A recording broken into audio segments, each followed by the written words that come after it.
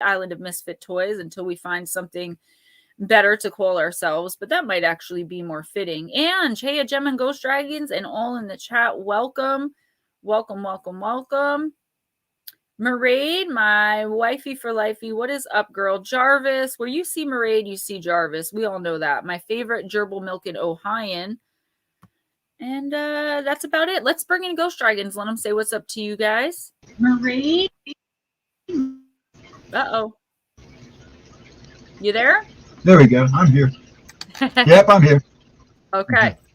I had that echo. I forgot to silence my YouTube. Yeah, Edna, welcome. Not used to doing it. Say hi to some people. Hello. Make yourself at home. So, guys, what I we're got doing... out of the basement. He only gets let out for shows. Then he has to go back in. My pet dragon. My big mouth. I didn't get my mac and cheese. I didn't even get any coal. I told you about running your mouth. Guys, what we're doing, yes, Blue Crossroads says Tuesday nights now also. Y'all are killing me. Yes, Evan Walters, I was going to get to that. I do have to put wrenches in, and I'm going to do that. Richard Elmore, thank you for coming in. Welcome. So, guys, what we're doing here, Saturday and Sunday nights, I just want to say Jeff, Pine Island Research, and I are going to be doing topic-based discussions, okay? We're each going to bring a topic. We're going to discuss it with you guys. You guys are going to be very involved in those streams like you always are in my streams. Judy Wheeler, don't want to forget about you. And thank you, like my t-shirt. Yes, I actually really do like this t-shirt. I got it off Amazon, as always. But what Ghost Dragons and I are doing is kind of like what Steve and I used to do with the Stemma streams, Campfire and Fireside. We're just coming in, seeing how your guys' day is so far, talking about whatever you want to talk about, even if that's nothing at all, and just hanging out and spending some time with you guys, okay? If something were to come up, we'd bring it to the table. I'm going to take a minute, Dragons, if you want to talk to everybody. I would like to give some wrenches out. Roger Blair, if you would like to be a wrench, let me know. I want to give out at least, how many people do we have in here? I would probably wrench you all because you're all regulars. So if you do not want a wrench, say it now. I'll give you guys like 2 minutes and go straight. You could talk for a little bit. Now or forever hold your peace. Hey, hello everybody. I didn't get to say hi to Judy and Lotus. Hey, little lady. Hey, Richard. Hey, Ralph. How you doing, guy? Lynn, how you doing? Evan. I'm so far behind. I can't type like you guys do. See, I'm getting things. Oh, I do have wrenches in here. Yeah, you do. I didn't know because I was looking from StreamYard. Oh, you were being sarcastic. How many wrenches do I need?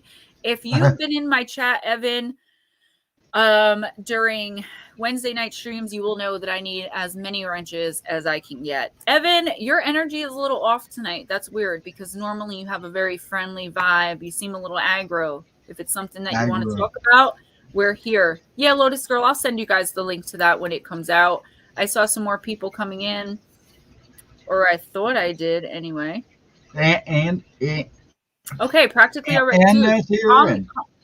Calm it down. Lynn LeBlanc, welcome. We're all keeping it positive in here, okay? And I could pick up on your energy, guys, so give me a break, okay? Please. So today is National Paranormal Day. I guess that's for us in the United States. And Vixen Doe, welcome. But like I said, it should be World Paranormal Day, guys. I mean, yeah, it should be. We should all in this community be coming together. It only happens here. Donna Messenger, hey mama. I was talking to Evan about that. Like, we're so divided in this community sometimes. It's like if we all would get together and stop arguing, and I don't mean us like this chat, but I mean like the community as a whole, we might actually get some answer. Yeah, that's why I have so many wrenches. Not that it should be anyone really asking me about my wrenches is my channel, but Evan, I get you might be like still having some residual from whatever happened in SOR that I don't even remember. I don't know, dude. Just, you know, I hope you can feel some love and vibes in here, some good vibes, and get yourself right. Relax and enjoy. What's on Wednesday? So I wanted to tell you guys on Wednesday nights, Ghost Dragons takes my list for me. So both of us do it now. Sometimes my son Damien will join us. What I do is I have the oracle cards out from Occult 45 is I pull one oracle card. I have 55 decks. I thought I had closer to 70, but I don't yet. So I have oracle decks. I pull one card from a random deck for every person who comes into the chat. Nicole, I think you know that. But tomorrow we're actually doing live intuitive oracle on Thursday this week at the same time, because tomorrow night I am going to be on Where Does the Road Go starting at 9 p.m. Eastern, and I've been waiting forever to get on Sarai's channel. So I just said, you know what, I'll take the Wednesday, and then I could always move intuitive oracle until Thursday. So it's this Thursday. This Thursday instead of tomorrow, because I didn't want to only do 2 hours. I want to make sure I get everybody, that everybody gets their reading. Do you know what I mean? Oh, yeah. So, and they went pretty good last week. Even with us being late and the week before the craziness, it's done pretty good. So right. Evan, I totally appreciate you saying that. I don't even remember what it was. I just remember that it was something, and then it was like weird, and it's all good. I just feel a little like excitable energy off you tonight, whether that has to do with that or not. Sending you love, healing. You know what it's like in here. We all just want to get along. Lynn LeBlanc says, Ghost Dragon, nice to see your face. New England Dirt Roadie, welcome. Mr. Crowley is here, and we're going to get him on as a guest either on the weekend or on this show. We might start bringing guests on every once in a while. We want to get Mr. Crowley out there into the world now that he's getting more acclimated and reacquainted with his true self. Yes, Judy Wheeler. I do try to stay busy. YouTube is very important to me. It's actually my career, and I've been going at it for 2 years. I hardly get paid, but I know that day is coming. It's not really about the paycheck or the money. It's about the connection and finding answers and meeting people. So we're going to have Crow on either Saturday with me and Jeff, or Tuesday night with Ghost Dragons and I. But this is going to be an every week thing from now on. We may bring in topics. I feel like we probably should have brought in like something to discuss. We didn't have time tonight with all the craziness. Right. It's not only that. It's just like I remember Steve and I used to wing it so well and nobody minded. So if you guys have any ideas, I mean, throw them out there. I mean, let's get down to it. I was going to say, I can tell a couple of my stories that you didn't get. And then that will kind of push people into sending you encounters for your encounters. That would be good. Let me, Chris Jarvis, I don't have a link yet, but I will share it on my community tab and on Facebook tomorrow. Ralph and Cassie Francis, my day was really good today. It was nice and mellow, calm. My toddler was nice and calm. He's getting better at playing alone in his room so I can get some work done, which is what I've been waiting for like a year. So I don't have to depend so much on his dad to, make it on time every single day and leave work early and all those things. So Andrew Gnome's Trucking Express. So what do you guys think? Do you want to hear a story from Ghost Dragons tonight? A little campfire tale, if you will. A campfire. Come up with something. I'll tell you my white-eyed girl story. How's that? Yes. All right. Let's do it, guys. We are going to listen to Ghost Dragon tell his white-eyed girl story. Nope. Wrong one. Hold on. I'm trying to find where I can get you bigger. You don't put me out in front. Yeah, you have to go out in front because you are the one telling the story. But I don't think I can do it. So I know. All right. Ghost Dragons, let's do it. I'm just an oddball. Let's do this, okay? You're my accessory. Deal with it. A while back,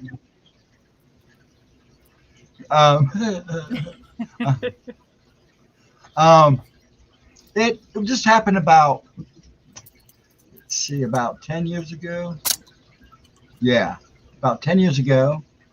I'd gotten a flu shot, and I have a lot of reaction to a lot of medications, and the medications don't get along, as we found out not too long ago.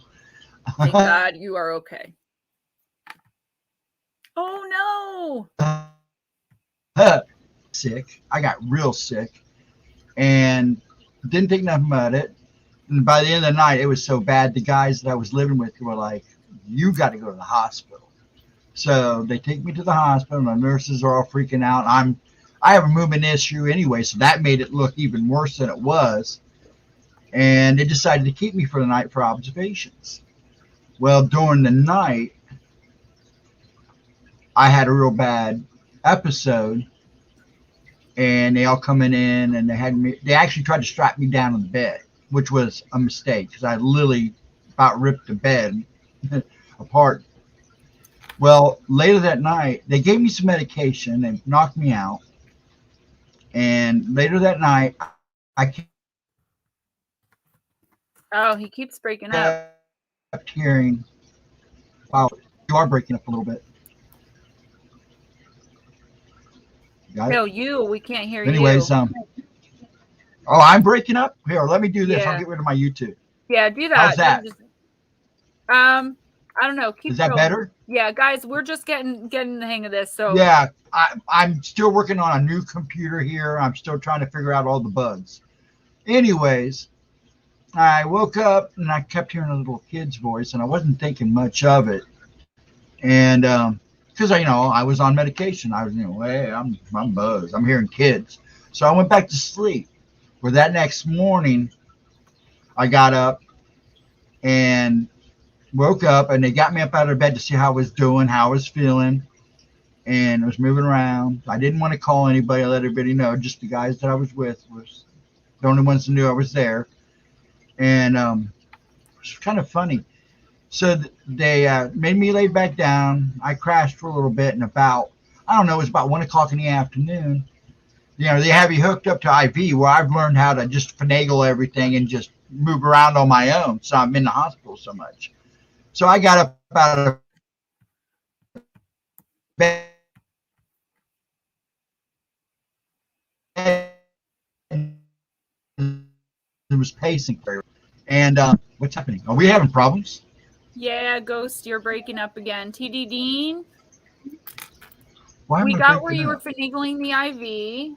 Andrew Gnome Trucking and Mr. Carly, hold those thoughts because I might send you guys invites if you want. Ghost Dragons, you broke up a little bit, but that's okay. Start where you Okay. were finagling your IV. We've got to just Okay. get this right. You guys are all right. I got up out of bed with the IV and was pacing around the room. And just like if you heard in my black-eyed kid story, the boy story, I was standing in the door and I heard a little girl's voice. This one talks. The white-eyed girl talks. The black-eyed Yeah, kid the didn't white-eyed talk. kids And the little one, do talk more. Yeah. they talk. And I heard her talking to somebody, but I couldn't hear the other voice. But it would sound like she was holding a conversation. So I go around the corner and see this little girl, and it was really weird because it looked like she was wearing these little party dress, the little frilly party dress that The little little girls wear. frillies. Yeah. Yeah, and that's what she was wearing. It was blue and white, and had pinstripes. It was really weird, but she had like sandy blonde hair like mine, and I didn't think nothing about it. And I can see her standing again, and she was standing in a doorway, and it was pretty funny. I'm like, this is happening again. So I step out in the hallway, and it gets kind of. I started getting chills really bad because this one didn't feel right. And I said hello, and she didn't turn around at first. And I said, "Excuse me, little girl," and she turned around, and her eyes were white. And I go, "Oh, she's blind." I immediately thought she was blind. Well, what the weird thing was, a doctor walks right by her, didn't acknowledge her, didn't say anything. She wasn't holding a cane. I'm like, what's going on? And then Doctor walked, black eyed kid, you broke up a little bit, so a doctor didn't even acknowledge. it didn't acknowledge her. I don't know why I'm breaking up. I have a good connection, it looks like. Because every time we mention the BEK or the WEK, we have problems. Same thing with the MIB. So let's just keep going. Anyways, and he walks by and didn't, acknowledge her. And it was just me, a couple people in the hallway, and her standing at that door. Where she turned around and looked at me and gave me this. I thought she was blind, but yet it felt like she was staring at me. It was like the creepiest feeling I have ever had in my life. And she kind of just looked at me. So I kind of backed off real fast. Am I still breaking up? Just like every other, like it's so random when you're Really? like, you're good, and then 2 words you break up. So just keep going because I think we're getting the Okay. gist, right? DC Okay. Joey says Yeah. I don't know DM why we're doing this. Heather because Anyways, yeah, it's because of what we're talking about. it is Anyways, for sure. um, we're I'm backing up away from her because I didn't like the feeling I was getting. And it's one of the feelings that just kind of make your skin crawl. So I backed up and she says, "You can see me?" And I went, "Yeah, aren't you real?" And she goes, "You're not supposed to see me." And I'm like, "What?" And she goes, "You're not supposed to see me." And I got real dizzy. And next thing I know, I was in bed. And the nurse said I passed out in the hallway.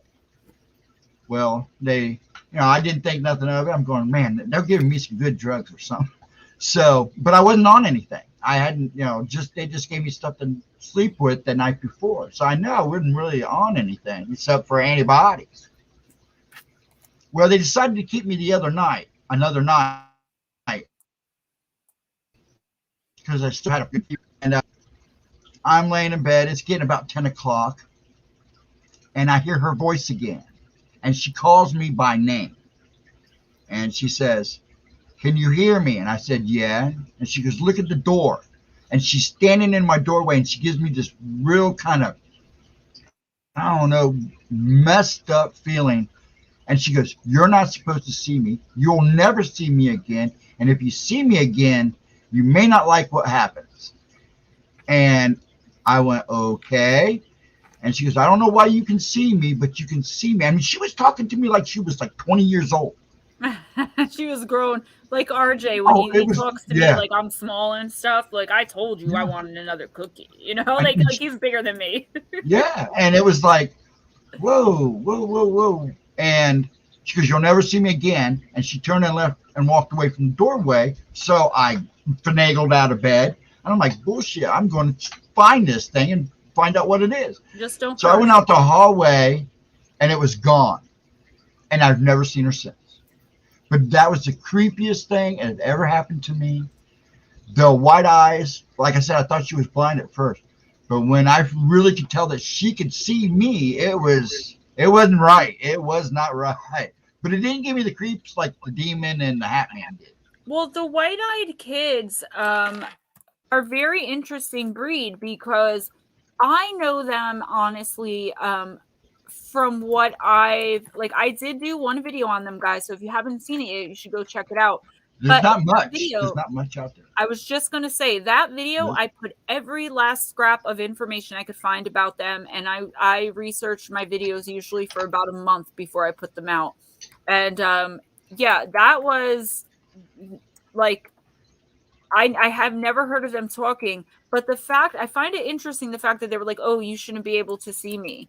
Right? Yeah, she straight out told me, "You're not supposed to see me. How are you seeing me?" She was asking me how I was seeing her. And I'm like, I told her, I see everything for some reason. She goes, "You're not supposed to." Spookles, Heather, Charlie, everybody. Nice to see you guys. Hey, all you new folks. Hey, Charlie. But the fact that she said that, what's up, Eris? That she said that. Everybody, let's give some prayers, love, healing, and light to Shauna, who is going tomorrow for some more treatments, hitting the sack early. We love you guys. Yes, we love you very much. Yeah, and much blessing. Just keep me posted, please, Blue. So I may be having Mr. problems with storming here. It's storming here, so that might be. I mean, we got lightning and everything going on. That could be it too. And Crowley lives by me, and he said that there is not like right by me, but around here, and he said that there's a major storm where he is. So I think there's one coming here too. But yeah, Edna said it. You guys know. What's up, Football Cat 405 or Soul Survivor? Whenever we mention those three entities, it's there's always something. I mean, we've had streams drop off. Yeah. For no reason, like just in the middle of talking. So I'm not worried about it. I just wanted to hear the whole story. Well, there's a lot more to it. There was a lot. I had a lot of questions. The nurse, the following day, that was funny. The morning I left, the next morning, after that day, after that second day, I left the next morning. And on my way out, the nurse goes, "Who in the hell were you talking to?" And I'm like, "A little blonde, white-eyed girl." And she goes, "White eyes?" And I said, "Yeah." And she goes, "Huh?" I go, "I've seen her twice the whole time I was here, and it was freaked me out." And she goes, "Oh, it's not as bad as the guy that hangs out in room 103, the ghost that hangs out in 103 and likes to play with the paper dispenser." I mean, like I said, I didn't really finish because I was sending to Crow to come on. But, you know, the fact that she spoke to you fascinates me because I only know them as not speaking verbally, vocally, but I do know they telepathically speak. And the And thing she that I know spoke. about them, guys, She the thing spoke. that I the thing that I really understood about the WEK up until I heard your story is that you usually find them either in hospitals or in the woods. The majority of time in Yes. the woods, they're a lot different than the BEK, and you won't remember your interaction with them until months later. So Right. I wonder, do they put something in your brain telepathically and then activate you? There's See, I not didn't enough forget. research. There's not enough research or information on the people who have encountered them to see if there's any kind of pattern with these people. Do they get sick afterwards? Do they get aggressive? What is the purpose of these? All they remember is being entranced and Right. hearing something telepathically, but they don't remember what. What it And says. I want they have to be implanting something in the brain. Crowley, the link sent. Well, I talked to a number of people about the black-eyed kids I see in the hospital. And they all said the same thing. Maybe they're coming off as black-eyed kids, but maybe they're not of this earth. Let me tell you guys a short story. Dragons, you and I were supposed to discuss this at length, but I had 2 deaths of people very dear to me within 3 weeks, and those are the only deaths I've ever had to deal with my entire life, and I just turned 39, so I was dealing with a lot at that time. But my stepfather passed away of the vid in February, and I so he never believed in anything ghost or spirit related, aliens, extraterrestrials, anything like that. Despite living with psychics, and he raised my son Damien. My parents raised Damien for me. You guys, a lot of you guys know Damien. What's up, Judy D Worm, Johnny Yuma? But towards the end of his life, when he was in the hospital, he said that he was seeing 2 things. The first thing he was seeing were these little green lizard type creatures that would be at the foot of his bed and kept knocking his garbage over and kind of jumping to bite at his legs. They never actually bit him. Diogenes, and I'm sorry I pronounced it, student, I'm not even well, going to try. sci-fi master. Crowley, give me a second. And then he also said there were these men in tuxedo suits with top hats and those little cigarette cane things but they had ghoul faces that kept changing. Like that time I met the devil, and they would walk by and tip their hat and point to him every single night. So he said finally he got sick of it and started giving them the finger. And then, he passed a couple weeks later, but I always wanted to, examine that a little bit more and investigate it. Crowley, I did send it. The reason I can't text it is because I have to invite it from StreamYard, and I'm on StreamYard on my computer right now. So I'm going to try one more time to send it. It's mail dropped off at gmail.com, right? Or do I have that wrong?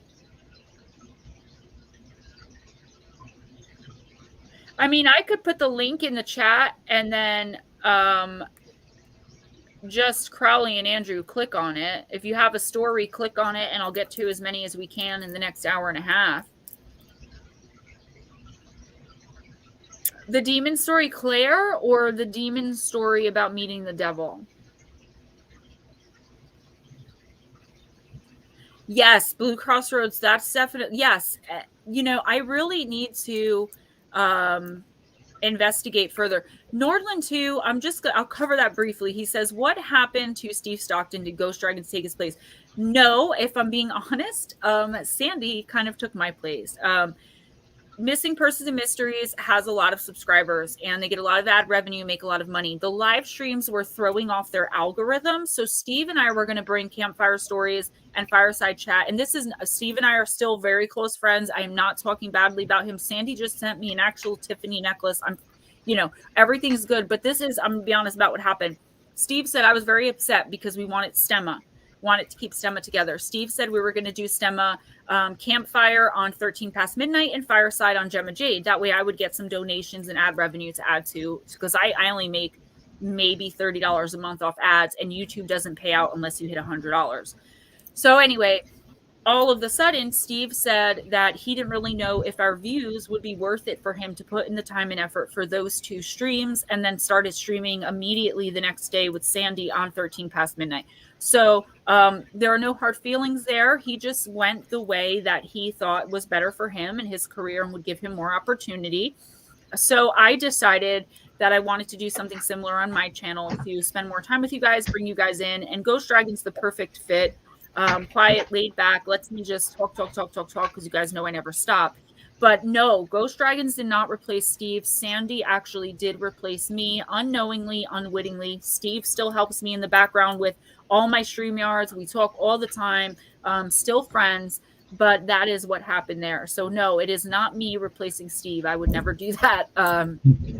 He did say we'll bring Stemma back. I'm no replacement for Steve anyway. Not even close. So guys, we've got Gemma Jade merch coming. If you're not on my Facebook, we've got small things like coasters and stickers, Gemma Jade journals, t-shirts, hoodies, tank tops, Moon Bear Oracle stuff, shirts, diaper bags. We got sneakers with my face on them. We got tank tops with my face on them. We got It's No Underwear? Dilemma because I know Gemma shirts. Pine Island Research did a really amazing job getting my merch up. We're dealing with some issues with Etsy right now, of course. I miss Stemma to it, and we might have some kind of reunion. But Steve thought that Sandy was a better fit for what he was trying to do on his channel than me. I don't know, because I don't really listen to anyone's live streams, including Steve's, because you guys know I'm working every night. If I'm not live streaming, please understand that from 7 to midnight every single night, Ghost Dragons, you can attest, I'm writing. I'm either scripting for MPNM, working on my book, or writing content for my channel, researching. And I'm also going to be, I believe, co-writing, possibly co-producing, and I don't want to say starring in, having a role in a documentary about Blood Run in Dakota, Iowa. Now, Pine Island Research on his channel last night, I was on for about 15 minutes because I was busy doing family stuff. And but he did go through the documentary. Yes, Football Cap merch on Etsy. We're hoping to have it out by tomorrow, actually, if not by the end of the week. Skincare routine. Heather Nikki. Do you know what I use? I covered it not in this past one where I did like things and stuff, but the last budget home and beauty I did, Ghost Dragons, I'm sorry, you're a guy, you don't want to hear about this, but it's Alchemy brand, but you can use pretty much any brand. Vitamin C and ginseng. And every time I get out of the shower, I use that. I do not have acne, but Amazon has a brand called Solimo. And sorry, guys, just let me get this out there. Solimo. And it's like Proactive, but it's like $20 for the whole set. I wash my face with that every single night. That's my skincare routine. And the Alchemy brand, vitamin C and ginseng cost me $7 at Backstage at Macy's, where they have all like the really cheap makeup stuff. You guys know me, I'm a cheap date. And the Solimo stuff is like $20 or $22 on Amazon. It's like Proactive. If you put in Proactive, you'll see the Solimo brand. You don't need acne to use something like that, a 3-step face wash every single night, because it will keep your skin young and clean looking. And I am going to do a get ready with me. New England Dirt Roadie, I'll check that out. Ghost Dragons, I don't know where you went. Andrew, let me try to invite you, and when Ghost Dragons comes back on, I'll have him keep the chat busy while I look into maybe inviting you guys from my phone. Ghost Dragons, you want to talk with them about whatever Yeah, Eugene, and that's the true story. And I don't want anyone to be mad at Steve, and I'm not mad at Steve, but I'm also just going to tell you guys that it had nothing to do with me. I was heartbroken when it happened, and felt a little, messed up about it. But Steve and I are still very close. He helps me anytime I need him with anything.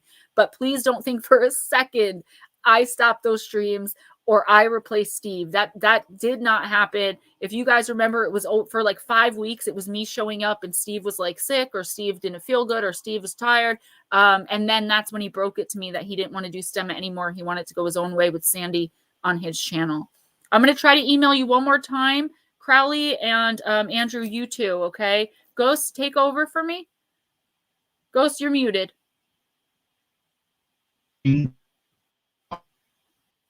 I'm sorry, guys. I feel like I'm failing you guys with all the tech issues.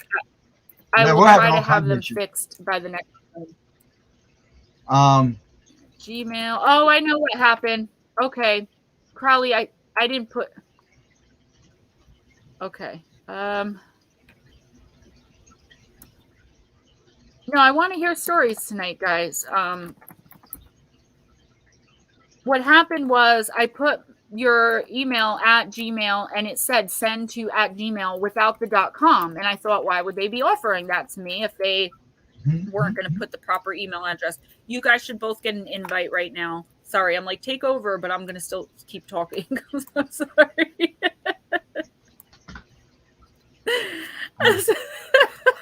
I'm used to it. I did notice one thing. You get all the gabbing in when we're around, but when we're talking on text, I always seem to get the last word in. Yes, I will tell my devil story. But yeah, on the white-eyed girl, after it happened, for about 2 weeks, I had some really weird dreams. A lot of it about me. She was on a playground. I kept dreaming of seeing her on a playground. Then one dream I'd see her back in the hospital. It was weird and it was creepy. I mean, it didn't scare me. It was just really creepy. All right, guys, I'm gonna tell the devil story. I want to bring our guest on first, introduce Mr. Crowley, have him tell his story because he's the guest. But I will tell you guys about the time I met the actual devil himself, and he told me he wanted my son, who is now RJ, who is very special, remembering past lives, very aware of spirit around him. So I will get to that. But let's get Mr. Crowley on here. He promised to behave himself. And I want Mr. Crowley to do something on YouTube. I want to push him towards that. Andrew and Gnomes, come on in, and I'll bring you in when I'm ready, of course, because I can have, I believe, up to 8 people on here, even though it starts getting tricky after like 5. But I'll just bring you guys on. Let's just have fun with it. I need to learn how to use it anyway. So let's get Crowley on here. But I promise I will tell that story, okay? There he is. Okay, just for you. Yes. What does it say? I can't see. Oh, yeah. Black and yellow, baby. I got it. Cleveland. There was a human underneath all that hair. Look at that. What's that? There was a human underneath all there. Oh, yeah, I know. You look great. You told me I look terrible, so. Yes, Ghostdragonzw was done with his story. I did not just interrupt him. I just got tired of being Connor, welcome. All right, Mr. Crowley. I'll let her talk. I know better. Hi and do your thing. Tell us. Oh, there's Connor. Connor, did you? Connor. I got to ask him, did you get your hat I sent you, bro? So I sent him a Bigfoot hat from Pennsylvania. So I sent him a shirt. I think it said, ask me about my Sasquatch, and you lift it up over your head and there's a squash there. I think that's the one.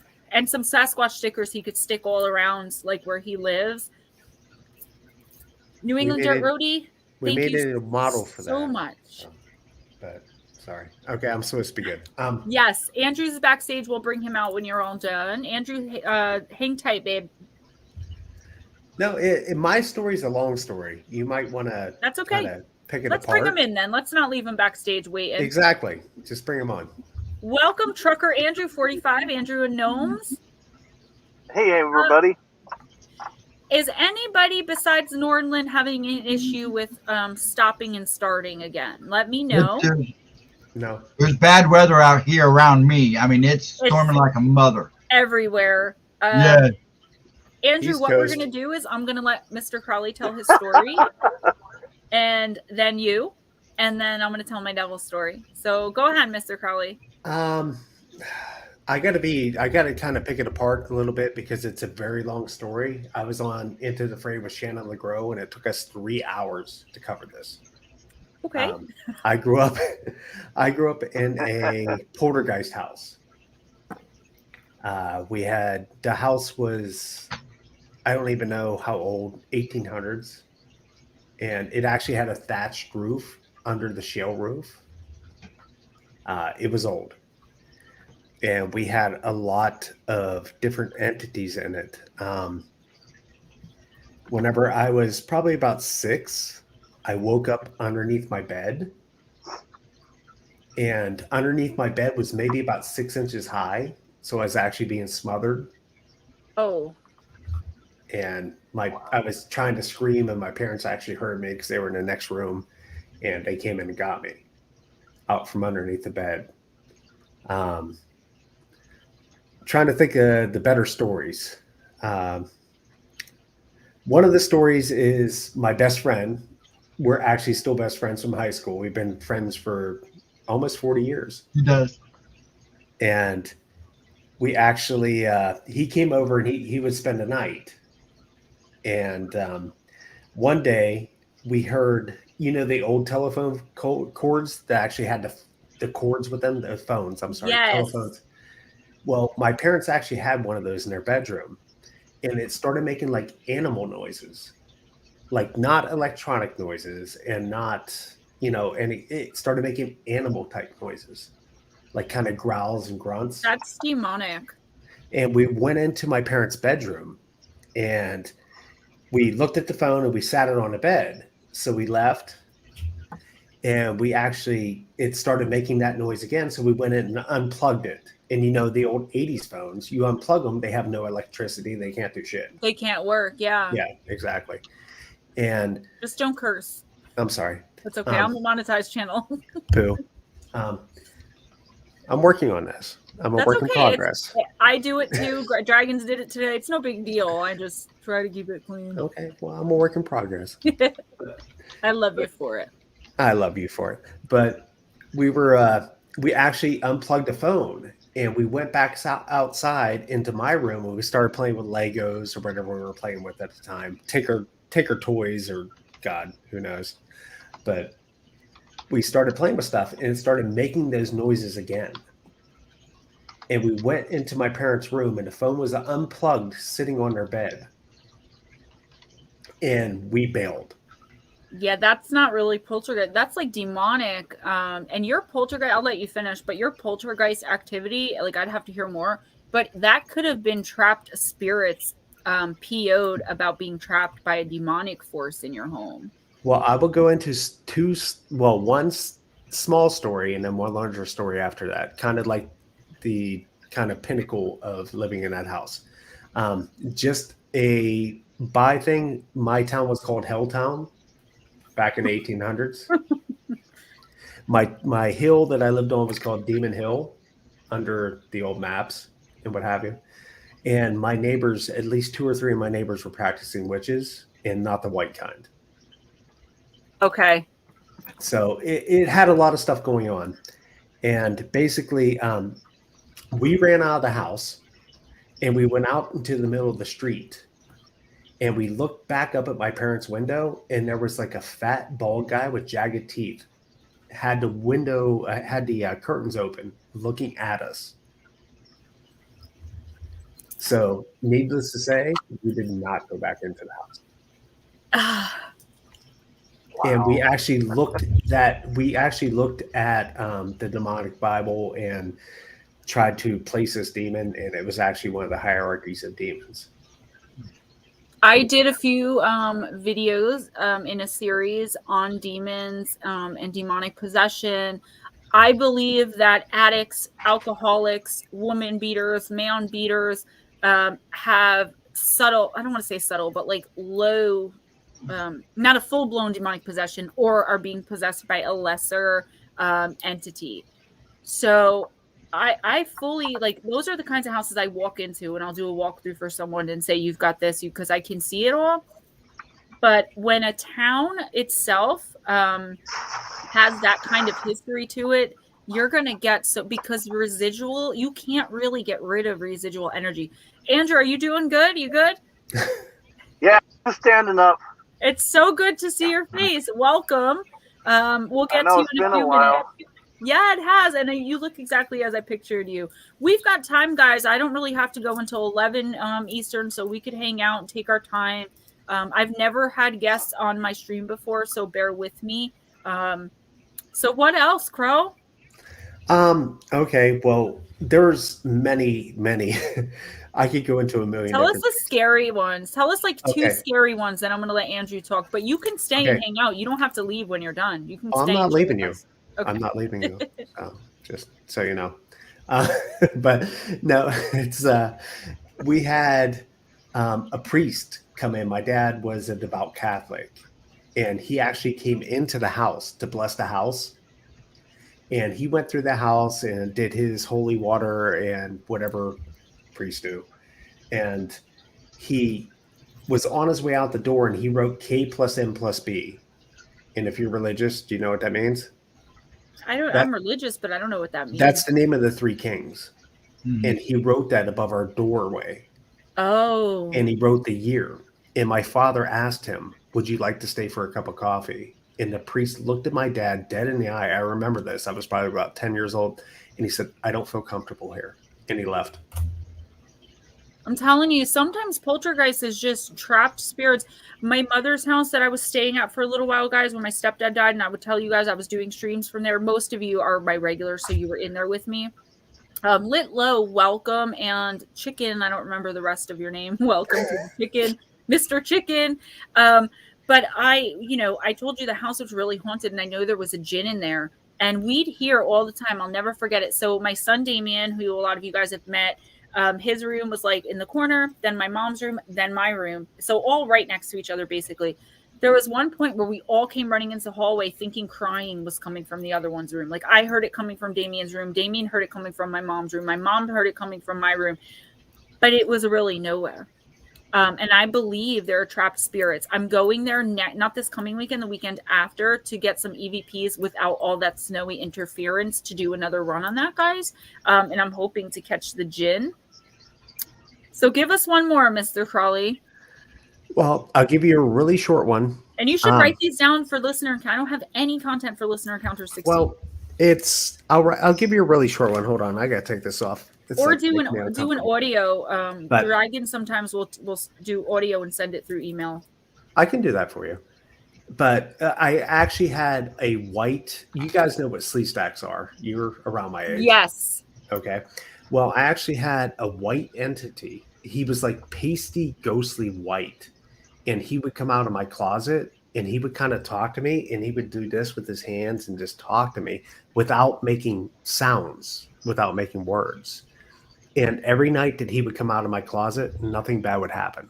Did you understand what he was saying at the time? No, it was just comforting. Anita Oracle, welcome, first time in. And David Jones Locker, yes, we're partying for World or National Paranormal Day. So it provided you with comfort. Is this the same house that you had the demon problem? Yes. Yeah, and whenever he would show up, he would come out of my closet, and I was never afraid of him. And whenever he would show up, nothing bad would happen that night. Yeah, I'm sorry. Go ahead. No, because I slept in either the hallway, or I would sneak into my parents' room or my sister's room, because I refused to sleep in my room. And that's another different story that we'll get into at some other point. That's interesting. That could mean that you have some kind of connection to other, like I'm psychic, Dragons is an observer. So many of us in this chat, you guys don't even know, are healers, oracles, channels, observers, listeners, earth angels. I see it all over your energy, even just through typing, texting. You probably have some connection, because it's not often that a being like that brings that comfort, calmness, no matter what it was, will be able to exist, coexist with a demonic entity, which you definitely had in that house, unless you have some kind of very close interconnection with it. Andrew, why are you standing up? No, I was just stretching. I was pushing back my Popeye's chicken bag so you guys wouldn't see it. Oh, I'm so hungry. That's my favorite. Vixen Doe. I'm in my big rig. I'm in I was Washington. gonna say you must be in the truck. I was just gonna ask. Yeah. 1 second. I just want to acknowledge Vixen Doe said, when I bought this house in 2019, I opened every door, window, and smudged every room. There are now selenite and black obsidian in every corner of the house. Do you know, once I put selenite underneath my mom and my son's bed, all the activity moved into my room. And I can't even get EVP in my mom and my son's room. I believe in that very, very much, selenite. Lotus Girl bought me, I got to get up for a second to show you guys this. She bought me this. Okay, this is that's a big stick. selenite. All right. And it really does help. You have to be careful with smudging. If you don't know what you're doing, you can actually trap the entity in the house. I have a very, very abusive ex-boyfriend who passed away of a brain aneurysm 2 years ago at the age of 34, who decided to come and pinch my son, and my son would call him the dark man, and I had a different psychic come in and tell me, she described him, I knew who he was, and I smudged to try to get rid of him.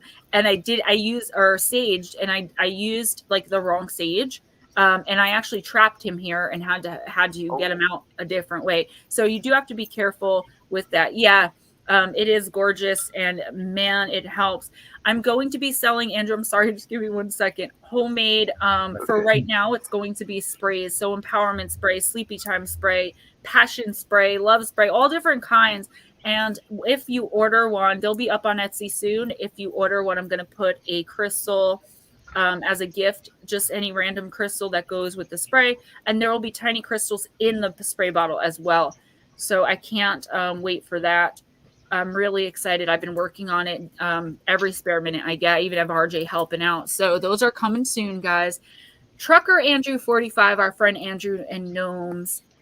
What's going on? Tell us. You've got to have some crazy stories being on the road, right? Oh, man, I could probably write a book. It would take me years to write it. I was woken up in my truck in 2020, and I woke up. I was having a good dream. I had a real nice sleep. Woke up to something bothered me. I said, "You need to get out of my truck. You need to get out of my truck now before you wake my father. And you do not want to deal with him." My father passed away in February of 2013. We didn't have much of a relationship, but I think we've got a better one now.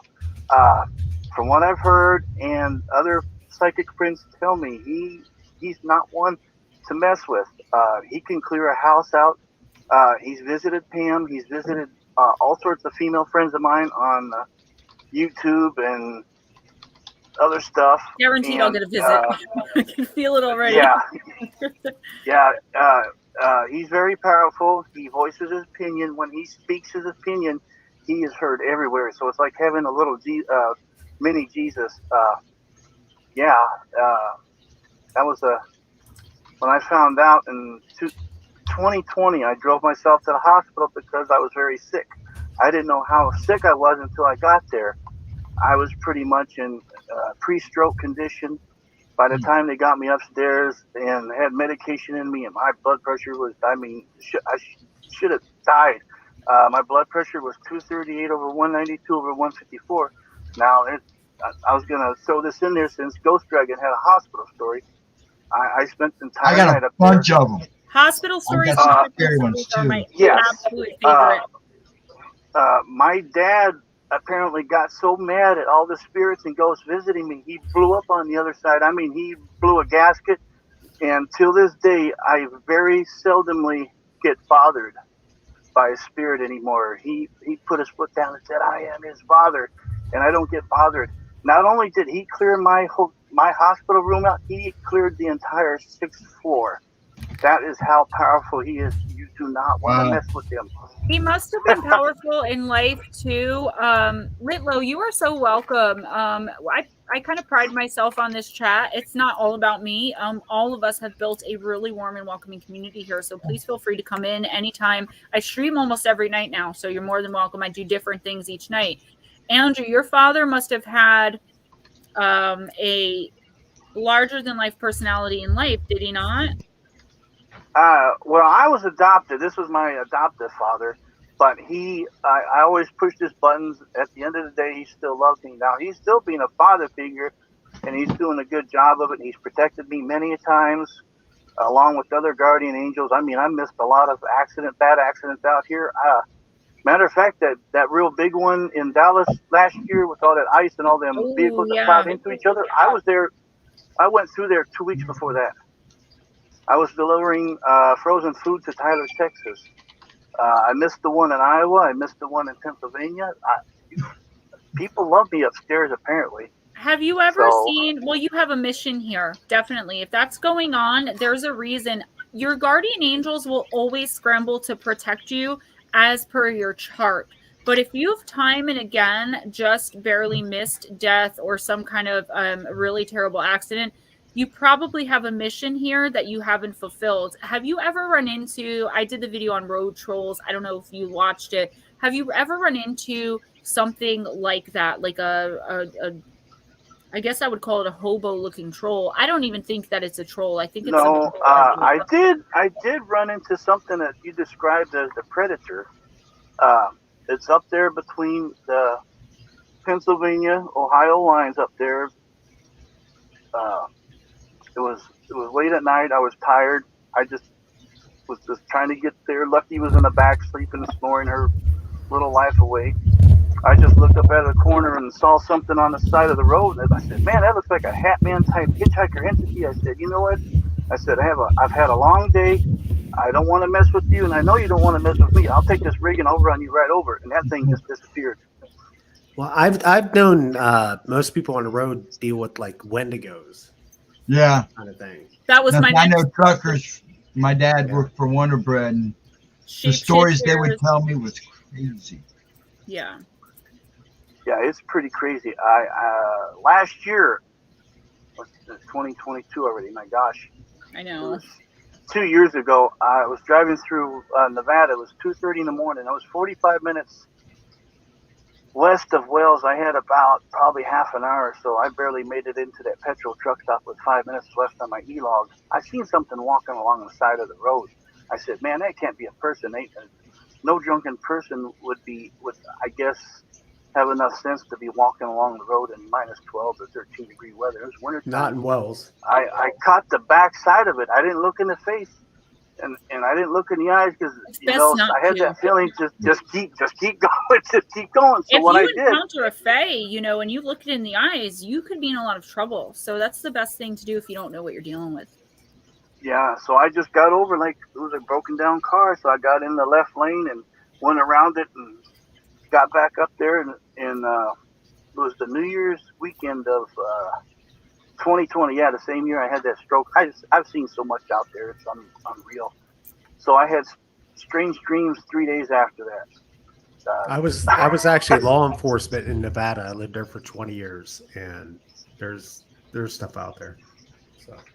Thank you, Anita. Thank you, Ghost Dragons. Guys, super chats, super stickers. I really appreciate them. Thank you so much. Oh, and Gemma. Yes, dear.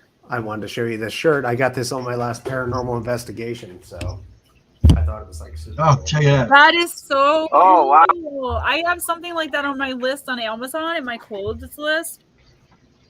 Really cool. Growly, I think that you are going to do amazing if you want to do something on YouTube. And I know I'm like really flaky with responding, but if you want to do something, yeah, I am. I totally am. You can ask anybody. But if it's for something to like help you, and like I would love to, because I really think you have a presence that, and you have, you fit. I want to tell, I have a couple stories. Let me tell one. Andrew, you are welcome to stay and hang out, maybe tell another story if you want to, or you can head out, whatever you want to do. That's up to you.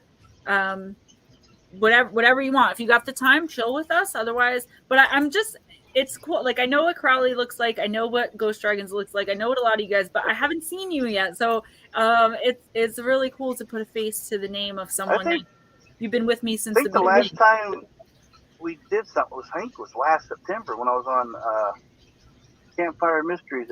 Probably why I don't remember. I don't remember seeing you. So that's really cool. I just want to tell you guys, I just cracked open the new summer edition Red Bull Strawberry Apricot. Don't do it. The Dragon Fruit, don't do it. Their summer editions are no good. Just a little FYI. So my devil story, I tell it. It's a very quick story. Before I knew I was pregnant with my son, it was 2017. Maybe it was the beginning of 2018. And I was laying in bed, and I could picture it like it was just yesterday. So I was sleeping. I was in a very deep sleep, and I heard someone calling my name.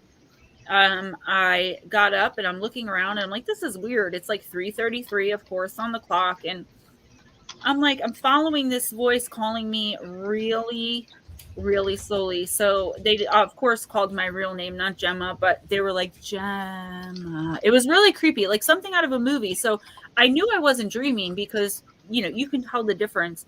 So, but I thought I was, I didn't know. So I got up. I had just come out of the broom closet. I had just let everyone know what's really going on with me, with being psychic and all this stuff. So I walked down the stairs and out. You go downstairs, you'll be in my den. And then to the left is a door into the 3-season room, and then a sliding door that goes out to the back deck. So I walk outside, and it's freezing. It's kind of cold. I had to have been 2017 because it was the fall. It wasn't the winter, because I remember the leaves. The leaves are actually what end up making it real. So I go outside, and there's a tree, like maybe 10 feet in front of me, could be a little less. And I see a guy, and it's typical what you would think of as the devil, like 3-piece suit, top hat, same thing my stepdad was describing seeing. The face kept changing, though. It would go from like beautifully gorgeous, like the show Lucifer looking, like that guy, to like not that specific guy, but like, good looking, handsome. And it would go to, a ghoul. Then it would be blurry, so it didn't look like anything. Then it would be a woman, an old lady. I mean, it must have taken on 40 different faces, including demonic faces, right? And very angelic ones. So I went out, and I'm standing there staring, and I'm kind of stuck on stupid. Like, what do you want? And I said, what do you want? And I can't remember the exact conversation, but he said something like, no, it's about what you want. He's like, what I want is there, and kind of went like this. He was close enough that I knew he was talking about like my stomach region, but I was on birth control pills. So I knew I wasn't pregnant. I knew, right? So I'm like, okay. And he's like, he starts repeating to me all of my deepest desires. And some of them are dark. We all have a little bit of darkness. Those things that I want, all this money, and just my own dreams that I've never even told anyone of things that I want. My beach house. This was before I announced it. Right. So he's offering me all these things, and he said, if you kneel to me. Now, I'm religious, and I believe that knees should only bow to Jesus. And that's just how I feel, and you guys don't have to feel the same way. Do you know what I mean? Like, I love everybody, but I do, Jesus is my rock star and my savior. So I turned my back on this thing. I didn't say no. I didn't say anything. I was terrified. I turned my back on it and walked back in my house. And as I did that, I heard an animalistic, like coyote-like scream, right? And it was like an animal. And it was super, super loud. Like if you ever heard coyotes mating, the female coyote sounds like literally a female woman being murdered. Like that's what this sounded like. I walked back upstairs, laid back in bed. I was kind of like entranced, I guess, because I wasn't like, once I turned my back on it, I wasn't freaking out anymore. I just calmly walked upstairs and got back into bed. When I woke up, I looked around. I was like, that was a really weird dream. I get out of bed, and on my socks are all leaves. The downstairs door going into the 3-season room was open, and the sliding door was unlocked. Now, I close and lock those doors meticulously, like my life depends on it, because I don't trust people. I grew up in Paterson, New Jersey, which is a violent city. So I'm not leaving my doors unlocked. I don't care if I live in the middle of the woods, right? I knew it was real. About a week later, I find out I'm 17 weeks pregnant because I had wisdom teeth pulled. The antibiotic I was on canceled out my birth control. And I had no idea. Yeah, it does that. Yeah. Yeah, so I didn't know. So it was like, okay, this is great. I'm pregnant. I knew immediately I was having a boy. We have an extra room in the house that had blue walls already. So I knew immediately I was having a boy. But yes, I think that he somehow wanted the baby. And when RJ first started talking, like, he tells me things like he had to wait for me to get my stuff together in order for me to be his mommy. I was an addict for years, you know. He tells me that about times when he was my mommy, which I believe that happened because he and I are soulmates, and it's not soulmates like a lot of people think, you know. Steve Stockton in the house. But yes, Donnie Cho, some antibiotics can. You really have to be careful if your girl's on birth control. Please make sure that she knows what her antibiotics are doing. Yep. Okay. I love my son. I don't regret it. I'm glad it happened, but it was quite a surprise. Steve Stockton, welcome. Donnie Cho, welcome. Anyone else that came in that I didn't see? I think I saw Jeanette Sanchez squeeze in there. Nicole's been here. Yeah, I just now saw him. Steve, thanks for coming in and showing your support. I've got another story, but I want to let Crowley tell his long one. Unless, Andrew, do you have another one you want to tell? Or Ghost? Because I'm going to give Crowley as much time as he needs. Well, you know, I got another one. Yeah, let's back in 2019, I had the wonderful opportunity to spend the night at Malvern Manor. That goes all the way back to the 1860s, 1858, early 1860s. It was originally a hotel founded by a colonel, and back in the late 80s, it was turned into a retirement home. But that place is really active. Nobody bothered to tell me the chair I was sleeping in was haunted, so I was woken up every 2 hours. I was flabbergasted.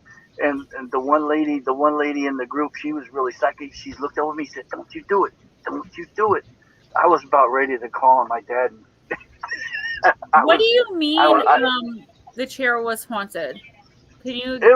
Somebody brought it to Malvern Manor. They were having too many issues with it at the house, and I know Josh heard, so he took it as a donation, and the chair sits in the dining room, which was the old dining room when they had it as a retirement home. There's been many deaths in there, and they apologized, and they said, "Oh, Andrew, we forgot to tell you that chair was hot." Well, no kidding. I said I was being woke up every 2 hours. No. I was about ready to have my dad do something. I was like, "Dad, you do." She's like, and the lady in the group was like, "Don't do it." How do you forget to tell someone that? That's horrible. Well, but from where I was sitting in a chair, I could see the hallway and the upstairs. The stairs, but I was sleeping in that chair, and man, I'm telling you, I saw spirits go up and down the stairs, looking on us all night long from where I was sitting. That place is definitely haunted. The oxygen room where they had the oxygen for the patients and elderly, back when it closed, I believe, in 1992. I got dizzy the first time I went in there. I've been in there a couple times. But during Father's Day weekend of 2019, I was in a group with 4 or 5 other people, and we wound up spending the night. We had such activity on a cigarette break. I don't smoke anymore, but I had a couple cigarettes outside, and I looked to the lady. I said, "Hey, look at the window." I said, "The blinds are peeling back like there's a man and a woman staring at us." Oh my gosh! She's like, "You saw that too?" And I said, "Yeah, I do have psychic abilities. I'm a sensitive empath with a third eye, I've been told. A lot of us are in this community, man. It's a fun, I don't regret it. It's a fun rabbit hole. It and really I know is. All this.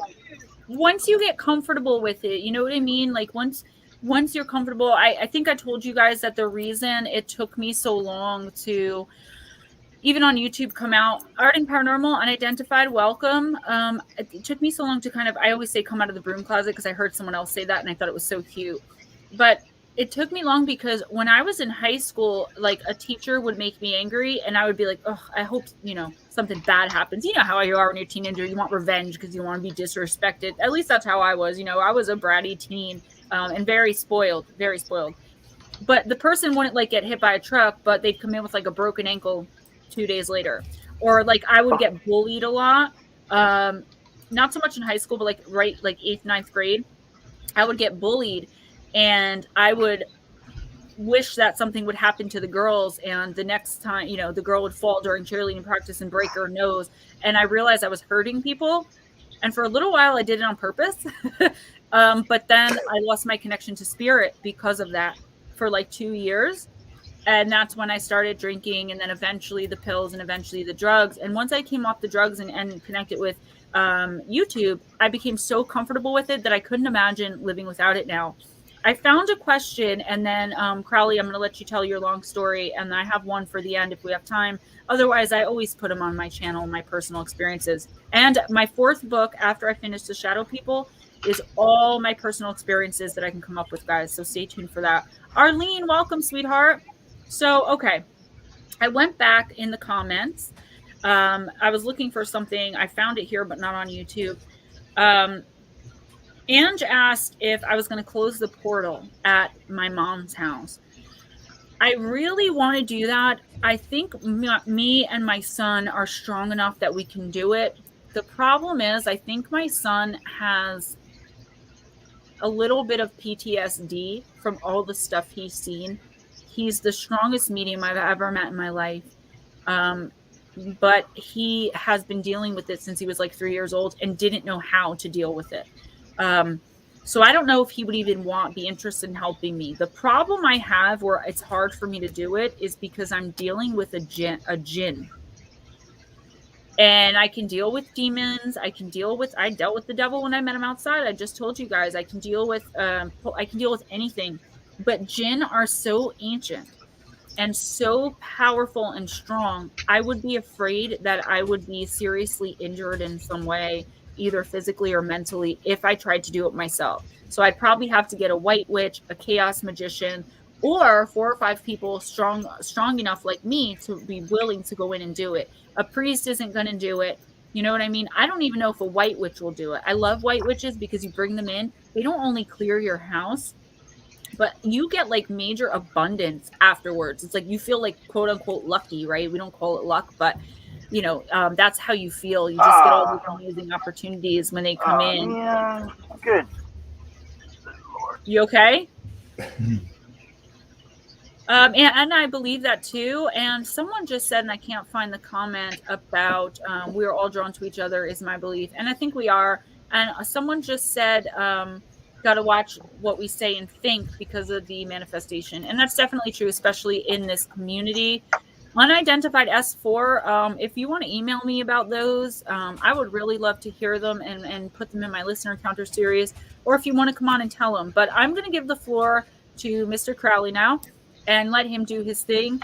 Like I said, Andrew, hang out if you want to. If you drop out, I don't care. You're more than welcome to stay. This is cool.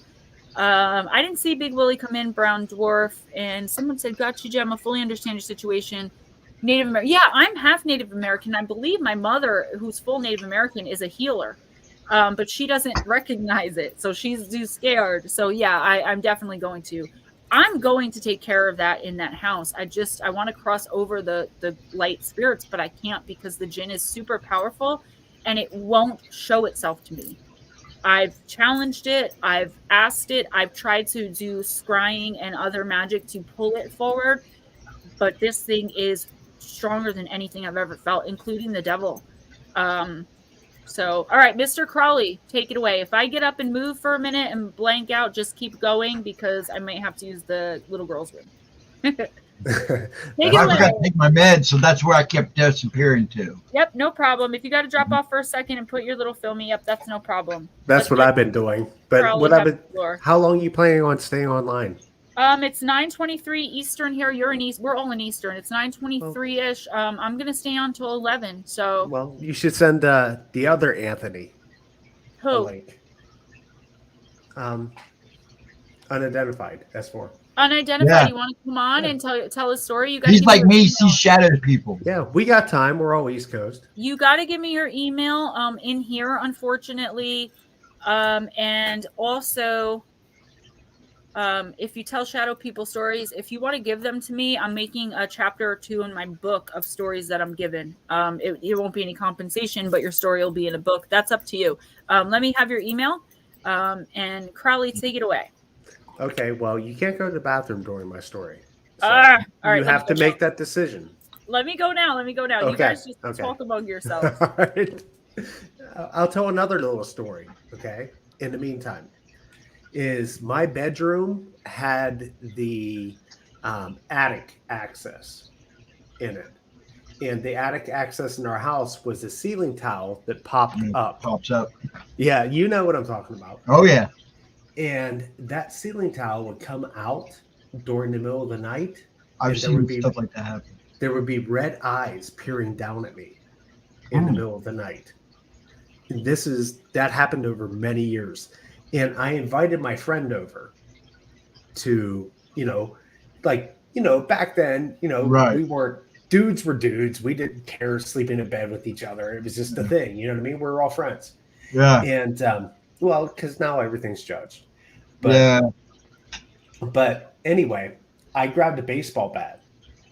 And one night we were laying in that bed and those red eyes peered through that ceiling tile. I jumped up and I hit it with the baseball bat. This is a true story. I'm not making this up. Oh, I believe you. There was a clunk, okay? A definite clunk, enough that it woke my parents up. And they came into my bedroom and asked, what the F were we doing? And I told them, I was like, I finally got it.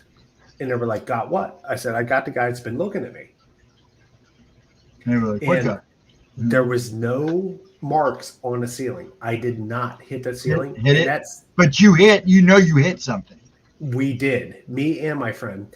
And that ceiling tile was pushed up. Okay? I'm 12 years old. I can't jump 12 feet. You know what I mean? To open up a ceiling tile and push it through.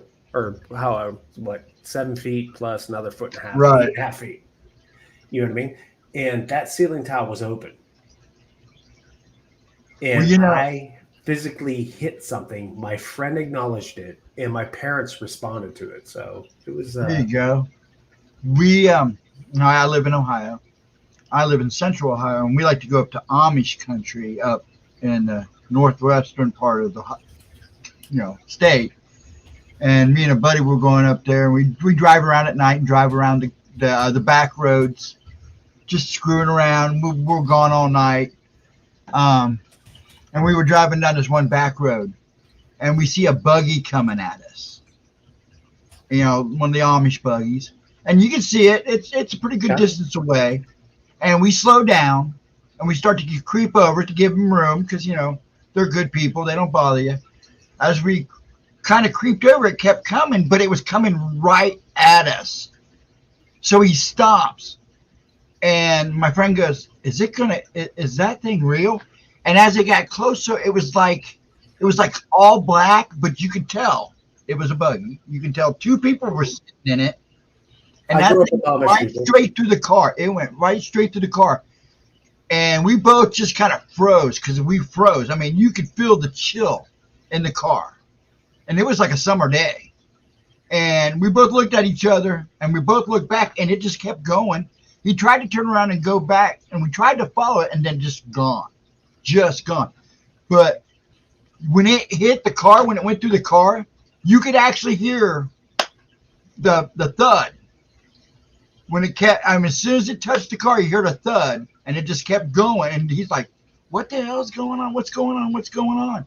I go, "Dude, I think we just saw something from the past." I personally think it was, residual haunting, because we had found out later at they have a restaurant up there called Der Dutchman, and they were telling us that people see it like every Friday night. So they think that in the past, somebody died on that road. They died on that road, had an accident or something, and it's just been replaying every Friday night. We told them it was like 1 or 2 o'clock in the morning, and they go, "Yeah," because he probably saw what everybody else sees. They also spoke of what they called a hay demon. I've never heard of anything. But it sounds like a fae to me. They said it's this creepy little like goblin thing, and I don't know what they call it, but they say it likes to hide in the hay out there. And I'm like, huh? This is a new one. But we went looking. This guy took us to his farm, and we went looking, and there's like these little nests. I thought it was an animal nest, but there's little nests. And when we found one, when he showed them the first ones he found, they were empty. So we were looking around, and we found another pile of hay, and we were moving the hay around. His wife's rings and everything were inside that little spot. And he goes, there's no creatures around here that can get in and get out to get that stuff. She's been missing this stuff like for 3 weeks now. He freaked out.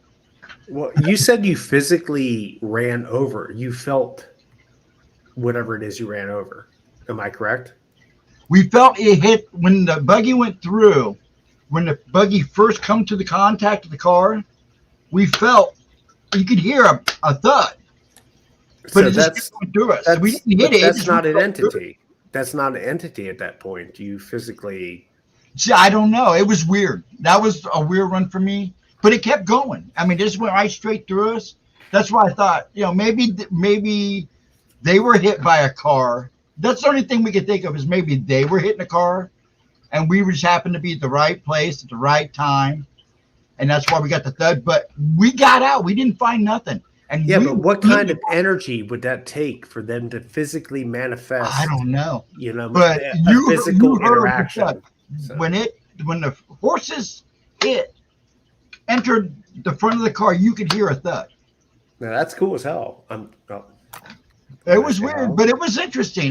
We hung around there for a couple days and just checked stuff out. No, that's pretty cool.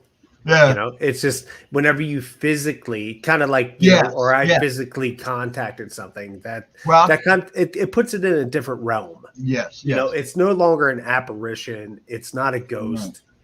I always say when you make contact with something, it's now a very real object, no matter what it is. It's like me and the white-eyed girl. Everybody I've ever talked to says they don't talk. They talk to you in the mind. I go, no, she was speaking to me. I can see her mouth move. I can hear her words. We had a conversation. And they were like, I'm like, yeah. Yeah. You should have been there. Unidentified, I do not, I'm so sorry, see your email in here. Did you mess it up again? No, I don't see it. But I'm so sorry. Can you put it one more time? Because I had to message my son, and I had to grab my meds, and I did the little girls' room, and I grabbed the smart water because I want to be ready for this. But if you just put it in one more time for me, I'd really appreciate it. I'll write it down and then I'll send. Yeah, I want to hear Anthony's story. So, the other Anthony. The other Anthony. I'm Mr. Crowley. But he's like me. He sees black-eyed. He sees shadow people too. Now, see, I always see them following other people. There's only been very minuscule times that I've seen them come into my area, my space. It's usually following other people. But that's because you're an observer, so you're here to observe. Well, I kind of cut the contact. Deep Blue, welcome. And yes, we do believe, I know I do believe in demonic spirits because I've encountered them many times throughout my psychic life. I actually got a name for my 4th book, and I'm going to have to type it in or you're not going to get it right. Watch. Okay, so I'm going to build up to the lead in to my story while we're waiting Anthony and his email.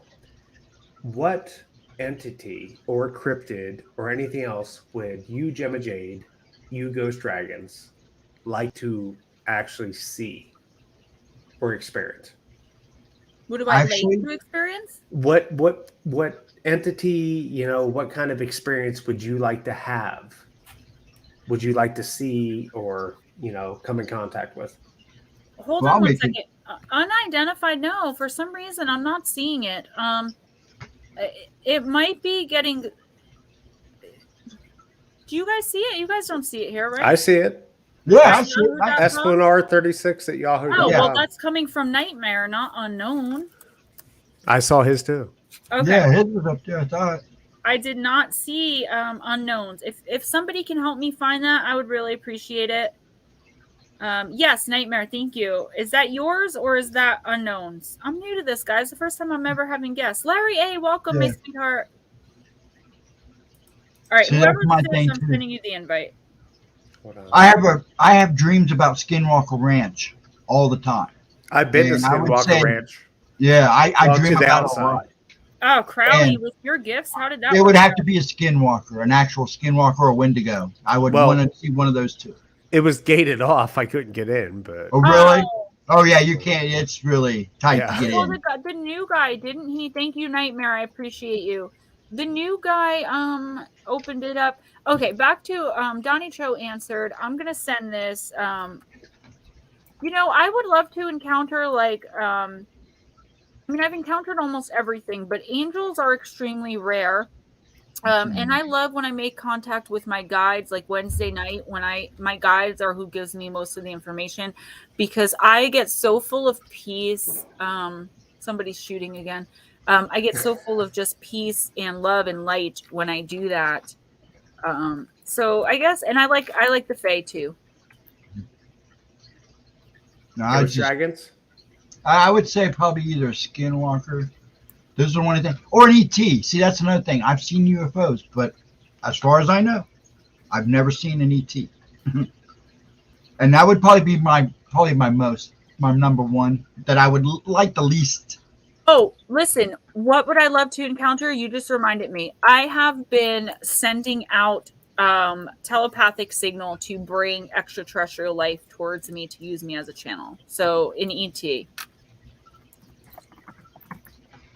Oh, I'm listening. I'm sorry. no, who's listening? That's okay. Man. Didn't think ahead. Well, this I was wasn't just- planned. Probably No, I'm talking about me Great taking meds. idea. I'm trying not to do this in front of everybody. Well, I was telling you guys, you know, I was interested in doing like a interview session with people, like not just, you know what I mean, kind of generic things, just kind of getting Right. to know actual Right. people. Gemma knows. Yeah, You know what I mean? no, you're, you know, Getting to actually Absolutely know right. people, you know, so it's like kind of like you guys kind of talk about, you know, what interests other people, but what interests you. I pretty much talk about what interests me. I do research for a lot of people under the table, under the blanket. So I'm fascinated with everything. I mean, everything. I've got my hands a little bit in everything. Most of the stuff I research for, though, is like government conspiracies, crap like that, for a lot of what I call low-key channels. I'm that don't gonna get- I'm gonna hide on this one. So go ahead. Yeah, because I do quite a bit at night. Well, But I'm ex-military and I'm ex-law enforcement, so yeah, I know you. yeah, I have it. So is Blue. So I have been almost to the point. I told you guys, I think I even mentioned it in this stream, that I've been terrified my entire life of extraterrestrials until about 6 to 8 months ago, when I I'm on YouTube and there's a delay and I just see dragons doing this from like 2 minutes ago. That I've been terrified of ETs, extraterrestrials, anything having to do with outer space my entire life till 8 months ago, when I had some healing, like repressed healing memories from when I was a little girl. And I've got to admit, I have been absolutely obsessed with the thought of contact with these beings. Like I belong with them somehow. I feel at home. I feel at peace when they come to me in my dreams. I have amazing days, the days after, even the reptilians. But all I can remember is looking in the face of a reptilian, and I was really just like screaming, I already am psychic. I can't take anymore. No, please. And screaming. But I woke up feeling so peaceful. I don't know what they did to me. I also had an encounter with beings that were just light, ninth dimensional, pure light beings. This was all last week. Every single night I called them to me using AT5 protocols and dream meditations to pull them in. And they came, but I want to go out and stream it. And I'm working up to this, and I want to use all the ET5 protocols. I'm getting all the equipment, and just every single night go out and do the meditations, turn on the camera, and have you guys with me, and I want them to come. So many people have had success with this. I have a huge property and I want them to use me as a channel. You know those people that go on interviews and they just go into trance and the ET talks through them? That's what I would like to get out of my career. That would be the top for me. Top. So you're saying that's why you never text us back late at night? Well, actually, I'm laying in bed with my 3.5-year-old, and he likes to cuddle on my one arm. So when it's late at night, I'm kind of texting like this. And look, my nails are really long. My alien nails, my spaceships. Aliens and spaceships. And plus, sometimes I just want to put my headphones in and watch my shows all day long. I get to watch PJ Masks until he goes to sleep, and then I still have to keep it on the television. She keeps watching it, really. Well, No. Anthony's here. So. Oh, he is here. Okay, I'm sorry. I'm not good at this. I have That's almost okay. 3 brown. What's up, Hey. other Anthony? What's up, man? Thank you. Unidentified. Hi. Welcome Hello. to my first ever having guests. This is not professional. So Really? forgive me, okay? Well, congratulations on that. I hope letting you make it Crowley an take interesting the wheel. show. Crowley's going to What's up, take the Mr. wheel Crowley? for me. What's up, other Anthony? How you doing, bro? I don't know. You're the real Anthony, or I don't know. Let's I just move nodded the you Anthony. too. So. I gave you a wrench, unidentified. So that's why Nightmare said that's why I wasn't seeing your email, because you weren't a mod. So you're a mod Oh, now. all right. Thank you. We're both Yeah, I East put it in Coast there like Anthonys. 10 times. We're both I'm East sorry. Coast Anthonys. That's all that matters. So Where are you from? Yeah, that's it. I'm on Staten Island. Okay, so we're state neighbors too. I'm in Jersey, yeah. North I'm Jersey. Pittsburgh. Oh, I have a house in Marlboro, New Jersey, too. I went to What about Pittsburgh? You don't have a house here? We have a cabin in Pennsylvania, There you go. All right, you're in. so I'm up there all the time, too. How far are you from Marlboro, Gemma? You far from Marlboro? I'm about 2.5 hours. I went to, I believe it's called New Hope in Marlboro. Oh, okay. And I remember it took like 2 hours to get there. Because I'm in familiar North with it. Jersey. I'm close to like Giants and Jets Stadium. Oh, you're by Secaucus. Yes, I'm like 20 minutes from Secaucus right now. Yeah. Yeah, like 16W. I lived in East Rutherford, which is the town next to it. So I know that whole area. But Marlboro is, when I went up there, it was beautiful. Oh, yeah. From it's what I beautiful. saw of it, it was like really, it reminded me of like Hackettstown, like super peaceful, like not a lot of Big people in houses, your a lot of business. property. Yeah. Yeah. See like Yeah. hayfields. Yeah. Very cool. You know, I My- just realized something beautiful is Anthony and Anthony kind of have the same beard. All 3 of you guys, I'm a lucky woman tonight. I've Hey, got now. all these amazing guys in the chat and these beautiful females. Well, Ghost Dragon has too much hair. I got so 3 gotta- handsome guys in the chat with me. I'm This so is, excited. and I usually it's long. I usually keep it about shoulder's length. I Oh, need wow. to do Ghost that. Dragon. I know you too, man. I was watching on my phone.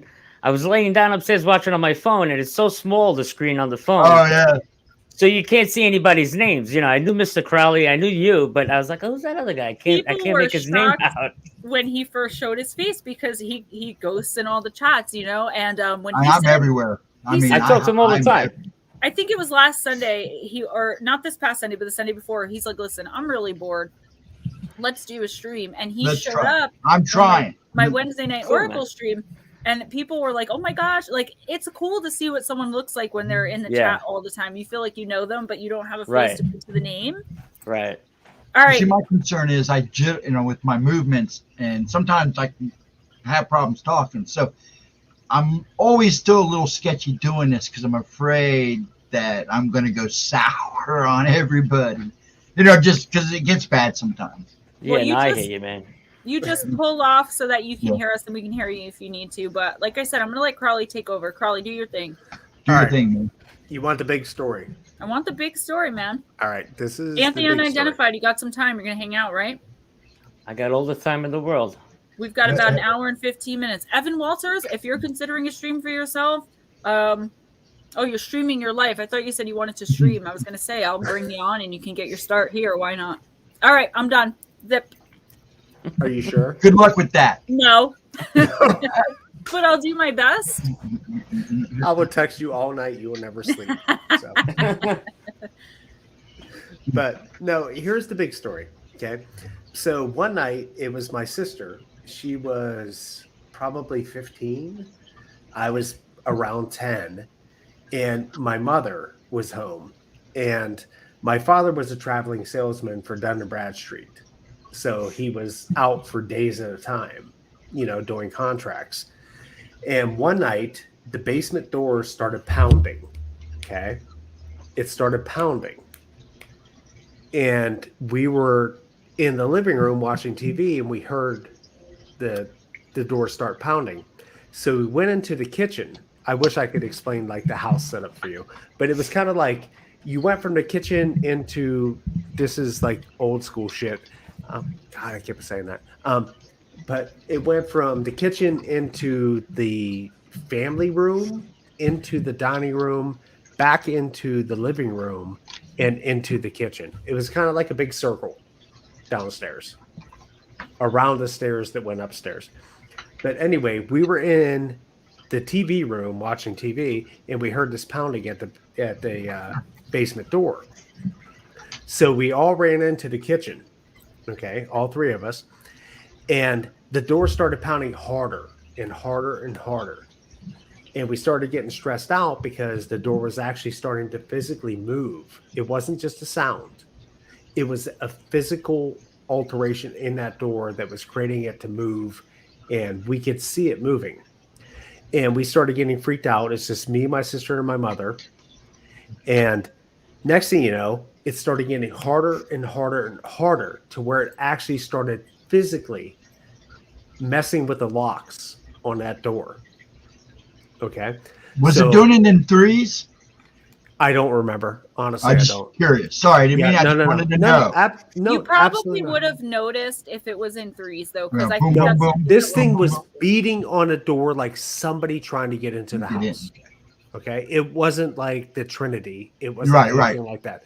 It was beating onto the door, and we had to get past that door to get to the gun cabinet to get to the guns. So we're trapped in the kitchen. And we all grabbed knives and forks and whatever we could grab in the kitchen. And we're terrified, backed up against the sink, staring at this door. And this door starts pounding and pounding and pounding. And it got so hard, it actually broke the physical locks on the door. Wow. Okay, it actually splintered the door. The only thing that was holding that door was an old hook latch. You guys know what that is? Yes. Yeah. Okay, that was the only thing holding that door. It splintered the bolt lock. It splintered everything.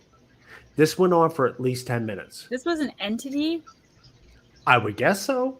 Well, it wasn't a human. Well, no, but that's what we're going to get to. Okay. So basically, right at that time, the headlights, we lived in the country. We didn't live on a road where you saw cars all the time. We saw my dad's headlights enter the driveway and pull into the driveway. And as he did that, it stopped.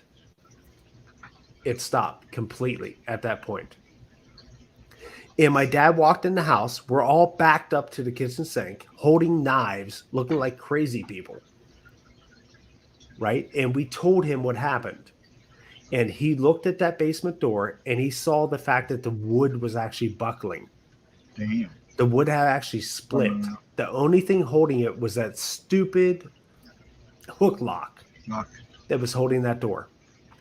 So he went into the, I guess, living room. I don't know the nomenclature for the rooms, but wherever the gun cabinet was, and he grabbed two guns. He grabbed one himself and he grabbed one for me. And he said, "Don't shoot me." And we went down those stairs into that basement. Okay, there's two entry points into that basement. One is a metal storm door that's locked from the inside. Mm-hmm. The other one is an old coal chute that was locked from the inside. We went through that basement for at least 10, 15 minutes looking for anybody that could have been hiding in there. Somebody wanted somebody. Both those doors were locked from the inside. That's wild. Now so it was an entity. Man, sounds like a poltergeist type thing. It was poltergeist. Being able to do that. I missed a tiny bit in the beginning. And Blue Crossroads, I'll get to your question. Amy's welcome. But is this the same house? Yeah, the same house. From before, like where you Yeah. thought The exact same house. Because I was going to say, if that's a different house, you may have something attached to you. But this, oh man, I would love to go to this house. No, you wouldn't. Yeah, I would love to. I'd see what's No, in you there wouldn't. immediately. I was on Into the Fray with Shannon whenever I first exposed the story, and I told people that whenever they asked me questions, would you ever go back there? No, because there was too much.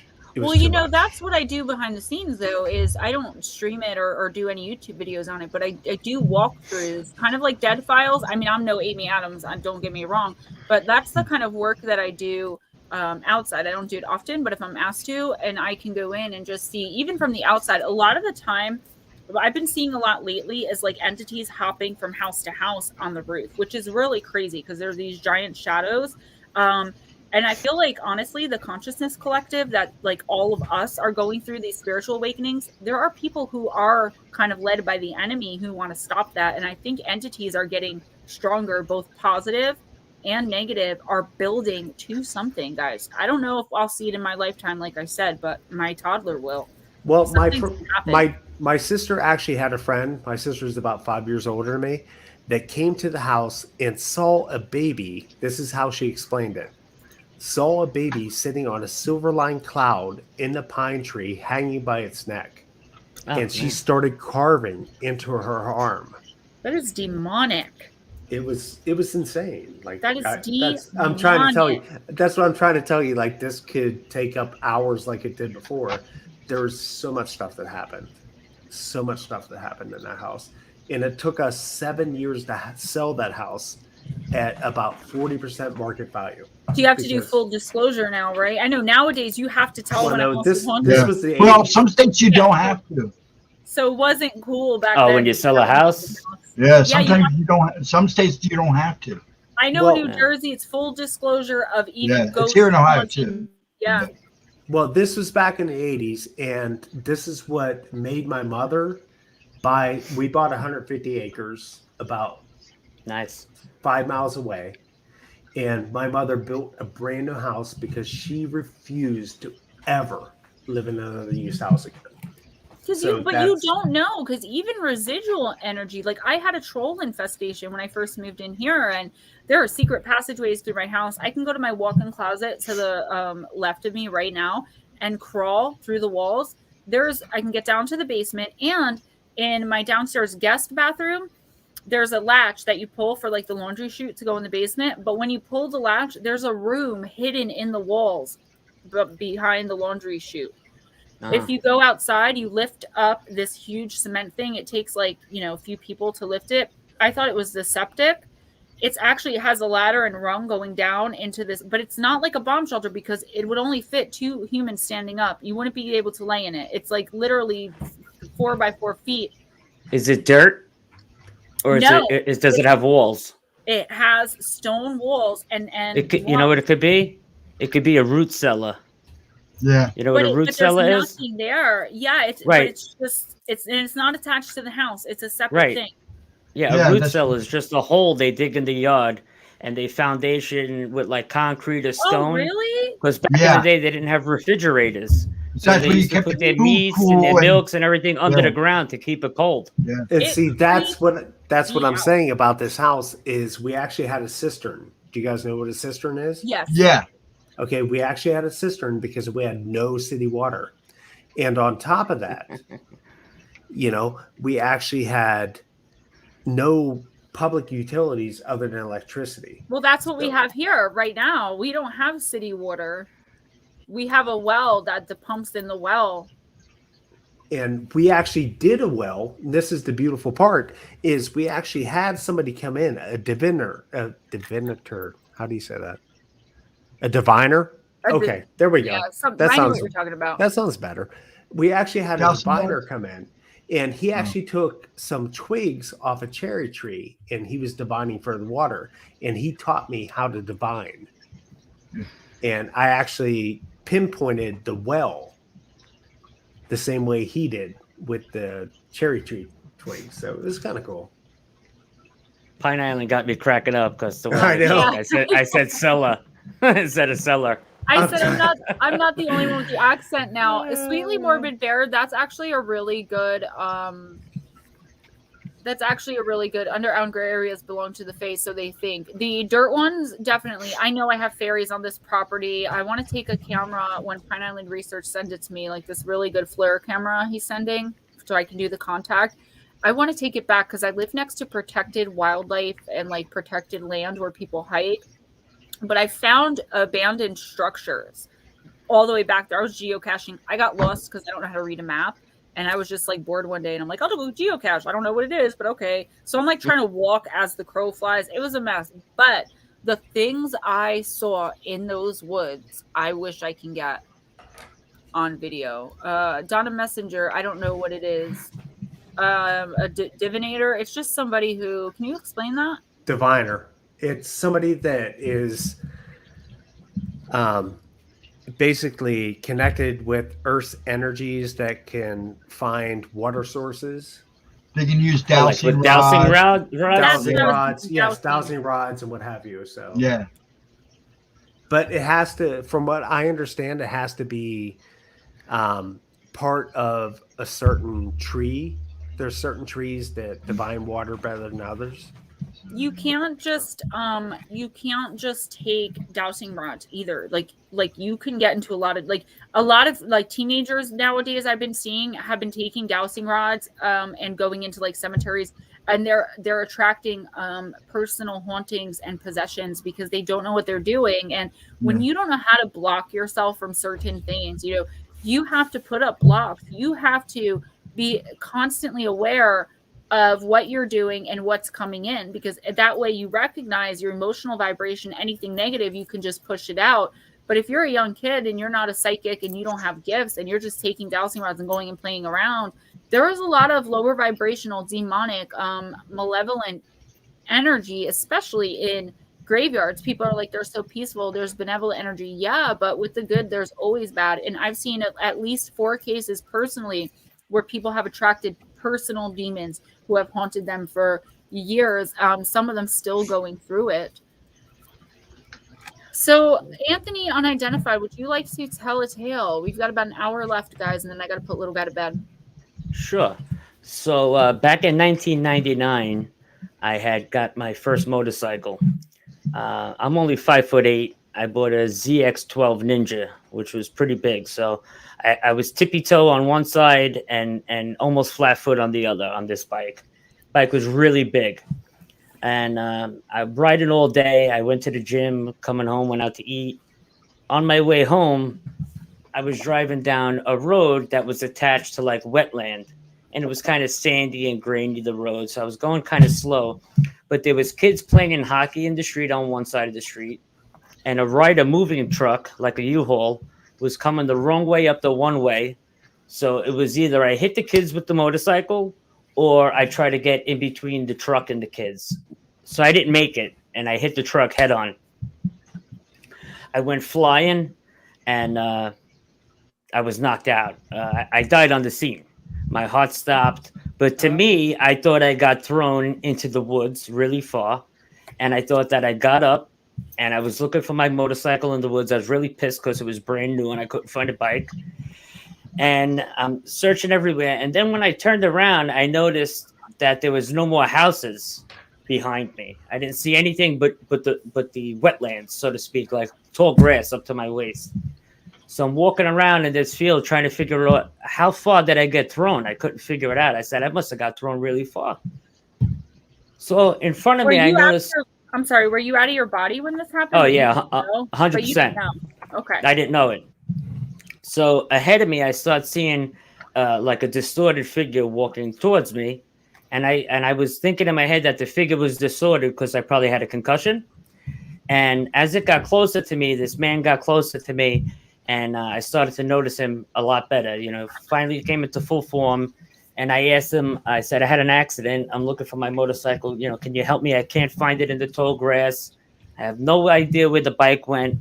And he had said to me that that's not important right now. He said, I'm going to have to ask you a question. He asked me, do you want to go home? And I said, yeah, I want to go home, but I have to find my bike. I just bought this bike, and I got to get the bike. That was my main priority. And he asked me again, do you want to go home? And I said, yes, I want to go home. I don't understand why you're so adamant on why I want to go home. And the guy stuck his arm out like he was going to hit me in my chest, and his arm went through me where my heart was, and I woke up in the ambulance being defibrillated, with the pads on your chest. Oh my gosh. And I know that story. I bit my Me tongue too. off. I bit my tongue off. I knocked out teeth. I split my head open. A tooth flew out of my mouth and went through my lip. I mean, it was bad. I broke bones in my back, ribs. I was all road rashed. So I get to the hospital, and I was still concerned. Never mind my tongue they found in my helmet and reattached it. But I was still more concerned with where the bike was. So anyway, after I couldn't talk for about... Gotta have your priorities straight, bro. couldn't talk. I couldn't talk for like 5 months. Bikes are expensive. Back then, the bike was like 14 grand back then in I feel 99. you. So. It's funny to me. You're such a guy. That was like $30,000 now. I got into an accident. right. They tried to cut my bra one time, and I'm like, that cost me $80. It's Victoria's Secret. So I feel like that you. I understand. And so I'm in the hospital, and I had to write everything in these notepads all the time. So I was writing to my mom because she wouldn't leave my side, Italian mother. She wasn't leaving my side for nothing. She lived in that hospital with me. But I'm writing in the book to my mom, who was the guy in the woods? He probably knows where the motorcycle is. He was the only person there with me. And my mother was like, there's nobody in the woods with you. What are you talking about? You were driving, Phil was behind you, and the bike's destroyed. It was in the street. So the bike never flew in the woods. It stood in the street. It was mangled. So I end up coming out of the hospital. I come home, and I keep telling my mother about this man that was in the woods. I'm like, listen, this guy was in the woods. He kept asking me if I wanted to go home. He wasn't making no sense. So my mother was telling me, well, your heart stopped. So for a little over 2 minutes, she told me. So she said, I want you to look at some pictures of people in the family that passed away. I said, all right, I entertained her. So she's showing me these pictures. Now, the guy that I seen in the woods had black curly hair and a mustache, okay? She's showing me pictures, and she pulls out this one picture, and I say, that's the guy. That is the guy. Who's that guy? And he's holding me as an infant. It was my godfather who died in a tow truck accident on Staten Island when I was 9 months old, okay? I've heard stories. And that was the man that I seen on the other side that kept asking me if I wanted to go home. And he was really adamant about do you want to go home? Do you want to go home? Maybe because I only had a certain amount of time to get from that realm where I was back into my body or whatever it was. But to this day, I still keep the picture that my mother found with him holding me. That's awesome. On my desk, and the keys to his tow truck when he died. I always keep them with me. That's awesome. Because I feel he's my guardian angel. Yeah, he probably is. And throughout my life, when I became a cop and, I was on warrant squad and narcotics, I worked a lot of tough gigs. I never felt scared or anything to kick in a door or go after some guy with a gun. I never felt scared because I always felt I had a guardian angel with me. I always felt it deep inside. And, I've had my share of UFO encounters and stuff like that. And that's where the shadow people start coming into. Like, after I had that accident. I hear that so much. It's like something. Mine ramped up every time I died. I didn't realize me and Anthony were ex-cops and stuff together. So. Oh, yeah. Yeah, that's right. You told me that before. Yeah. So it was like a something switched off in my brain where I was like more in tune with things that weren't supposed to be here. Ghosts, spirits, abnormalities, knowing things that are going to happen a day or two before they happen. Just weird shit like that kept happening after I had this motorcycle accident. Thank you, BJ. Thank you. My apartment was loaded with these shadow people. Now, I go out and I investigate UFOs since I'm a kid. And my theory was that these shadow people were them coming to interact with me because they were always small, short shadow beings I would see.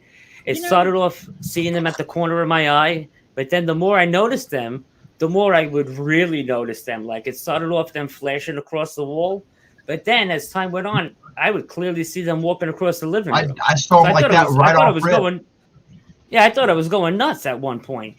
No, I actually until I videotaped it. You see, now I've tried to catch stuff on tape. I never have any luck. Well, every time I try to catch one, I got really lucky. There was something really funny on TV, and my son was in school, and I was home in the house by myself, and I was filming the TV with my cell phone to film this funny. It was Andrew Dice Clay from when I was a kid saying something really dirty and funny, and I wanted to send to my son. And I'm filming the TV, and a shadow person pops right in front of the cell phone camera, looks right in at me, and then it was gone. And I literally dropped the phone onto the floor like I thought somebody was in the house. That's how clear it was in front of me. And stuff like that happens all the time to me now. All the time. I see them everywhere. You know, with the shadow people, I'm working on a book. I did a video about I call them a family, and I mentioned them before. There's a female energy, a male energy, and kind of an animal like pet energy. I'm shuffling cards because I want to show an end to something. But there's Noelle, you got to wait because I put Swan Man in a timeout. They've been visiting me since I was like 7 years old, and I always thought they were shadow people. I'm starting to think now they're extraterrestrial, but I'm doing this book on shadow people. I'm writing it now, and I have so much research. I have videos on them. They fascinate me, right? But I think there are so many different kinds. I think there are time traveler ones that come from the future and the past. I think there are the ones that follow me around are extraterrestrial.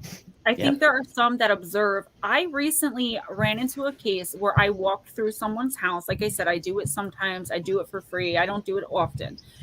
But the woman was being physically, it was a male being physically attacked. And I can't remember. I think it was the woman. I'm sorry. I'm confusing two different cases. So this woman was being attacked, dragged off the bed, slammed into the wall by shadow people. They were extremely violent, which usually only happens during sleep paralysis, right?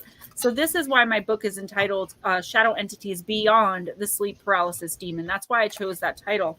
But what happened is, and I only saw it one other time on Dead Files, right? I love that show.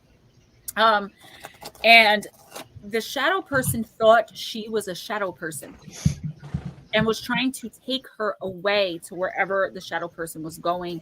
And the shadow person couldn't understand why she wasn't able to go through the walls, why she wasn't behaving like a shadow person. And I just find it fascinating. A lot of people that have near-death experiences, and thank you so much, end up either with psychic abilities or being visited by shadow people. And I have to wonder, shadow people are one of the entities that I have no idea which dimension they're from. I'm wondering if they're like I always say I got so much information on every dimension except the sixth. My spirit guides tell me it's not for human beings to know about because our brains would not be able to comprehend.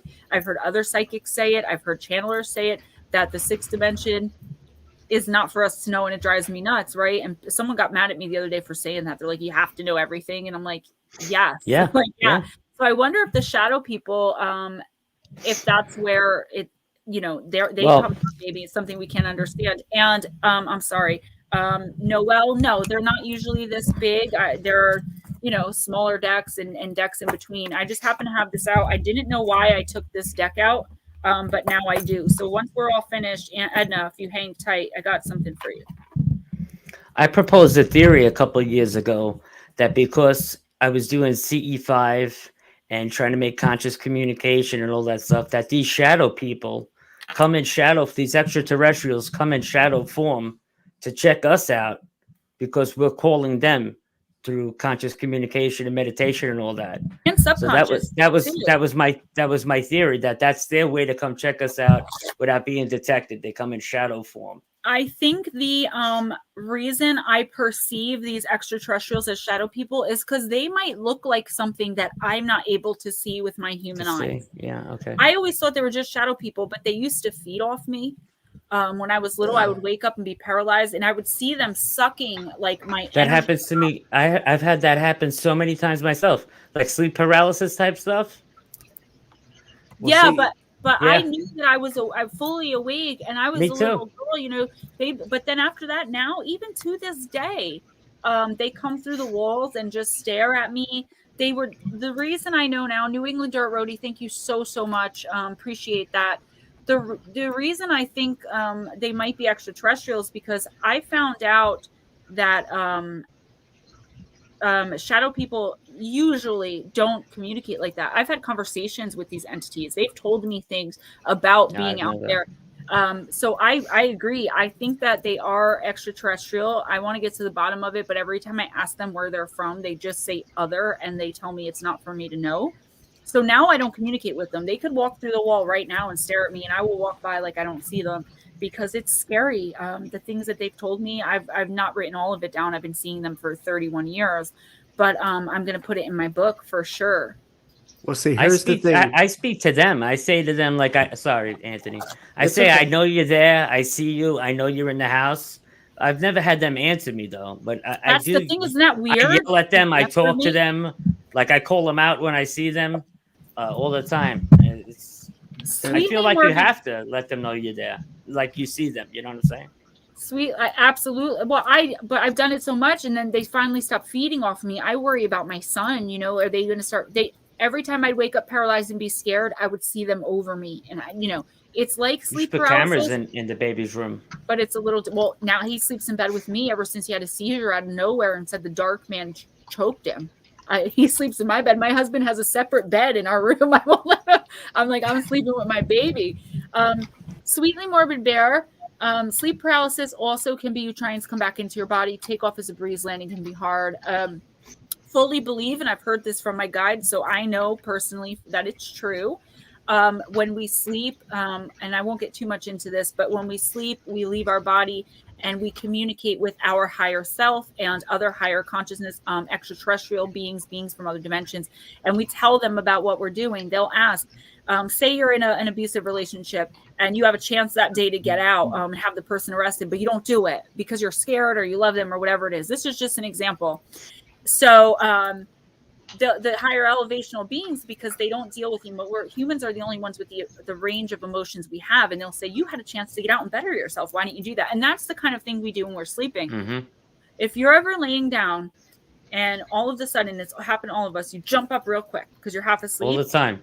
That's you waking up before your spirit can get back into your body. So I do believe, Sweetly Morbid Bear, some cases of sleep paralysis where you're not seeing, sometimes you just sense something there. You don't actually see it. I think that's your body coming back in and some entity that was about to jump your body. That's what you're feeling. If you don't actually That's a great analysis. If you don't actually see something, but during sleep paralysis, you get that feeling that something evil is there. That's your spirit, your higher self, understanding that something is about to jump your body. And that's why the sleep paralysis happens, because it's trying to get back in. You can't move without that spirit in you. But your inner knowing, your inner sense, your heart, your gut know that, something was there and about to take you over. Let me know when you're ready for mine. Yeah, we got like 45 minutes and I need at least 10 for Aunt Edna. So 30 seconds. You go, boy. Okay. I'm so sorry. Wrenches, please keep an eye out in the chat, okay? And that's all. Please keep an eye out in the chat. Okay. I was an electronics engineer in the Air Force. And my belief is we all have different frequencies. We hear on different frequencies. We feel on different frequencies. We see on different frequencies and what have you. And some of these things, these entities, are just outside of our vibrational, I can't even say that, vibrational frequencies. You know what I mean? And sometimes we cross paths with those frequencies. Our frequencies, cross paths with their frequencies. And I just feel like they're not separate entities. They're not separate beings. They're just on a different vibrational frequency than we are. And sometimes we cross paths with them. Mm-hmm. That's absolutely true. Gemma, you go out and do paranormal investigations? Yeah, Pine Island Research said, I feel like I'm going to answer that. Give me a second. I feel like rather than calling their presence out saying, I know you're there, it may be more comfortable for them if you say, is there something you'd like to talk to me about? No defensive perception. I've done that too, and I do that to most entities. But when you're dealing with something that you absolutely feel is negative, like shadow people give off that negative vibe all the time. Even the ones that have been fought, these people have become like a part of my family. I see them on a weekly basis at least, and they try to have conversations with me, you know. But I do that a lot. And I wouldn't call them paranormal investigations. I'm not doing those yet, but I do want to get into those eventually. But I'm a stay-at-home mom to a toddler, so it's hard for me. But what I do is if I find someone like in my area that, chat needs to be friendly and respectful, or you guys are just gonna, if you want to act like that, you're gonna go, because I have no time for trolls. Okay, don't take troll first troll here. Get it out. I missed that. It's just weirdness. It's not really troll. It's a little bit of weirdness. But anyway, what I do is I'll go to the person's house, usually with one of the family, the one adult family member that's most affected, and I will do a walkthrough. I'm going to start filming them when I do them. I just do them to help people. I really never thought of filming or anything like that. And I'll walk through. If you ever saw Dead Files, I do the exact same thing she does. I will tell them, this is here, this is what it wants, this is here, because I can do that. If I open myself up to it. Most of the time I have blocks up, I have light out, so I can't perceive all that stuff, because otherwise it would overtake me. I had a severe panic attack that felt like a heart attack in Spirit Halloween last year. I just got hit with, because I don't only see spirit and communicate with them. I will walk into, like, say, an Olive Garden, and I'll know that that guy's with his girlfriend, not his wife. I'll know that that kid just got kicked out of his house. I'll know that this lady is only with this guy for his money. Like, I will know everything about the waiter if I'm not careful. So I don't leave my house much. I even send Ray to do the grocery shopping, because I will pick up so much extra. I don't want to know those things. Like, I don't need to know that you're cheating on your wife.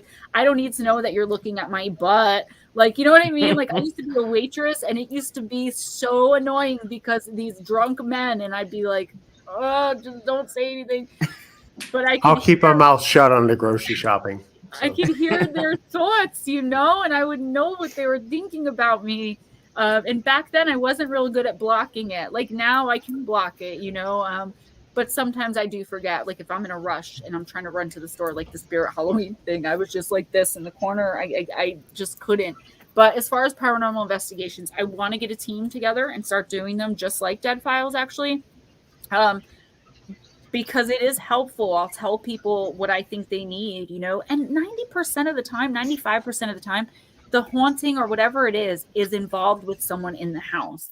Yeah. And either want someone in the house accidentally call. It's always either the property or somebody in the house. But I do it for people in the area, and I do help them. I do it for free. I don't like charging anything for anything involving my gift, Do you still have that picture I texted you? I do. The pumpkins, yes. Yeah, that was cool, wasn't it? I still don't see it. You don't see it? How don't you see that? Oh, didn't we look at it? I put it on screen, and there was I was like, is that the shadow of the person? You're the only one that didn't see it, I think.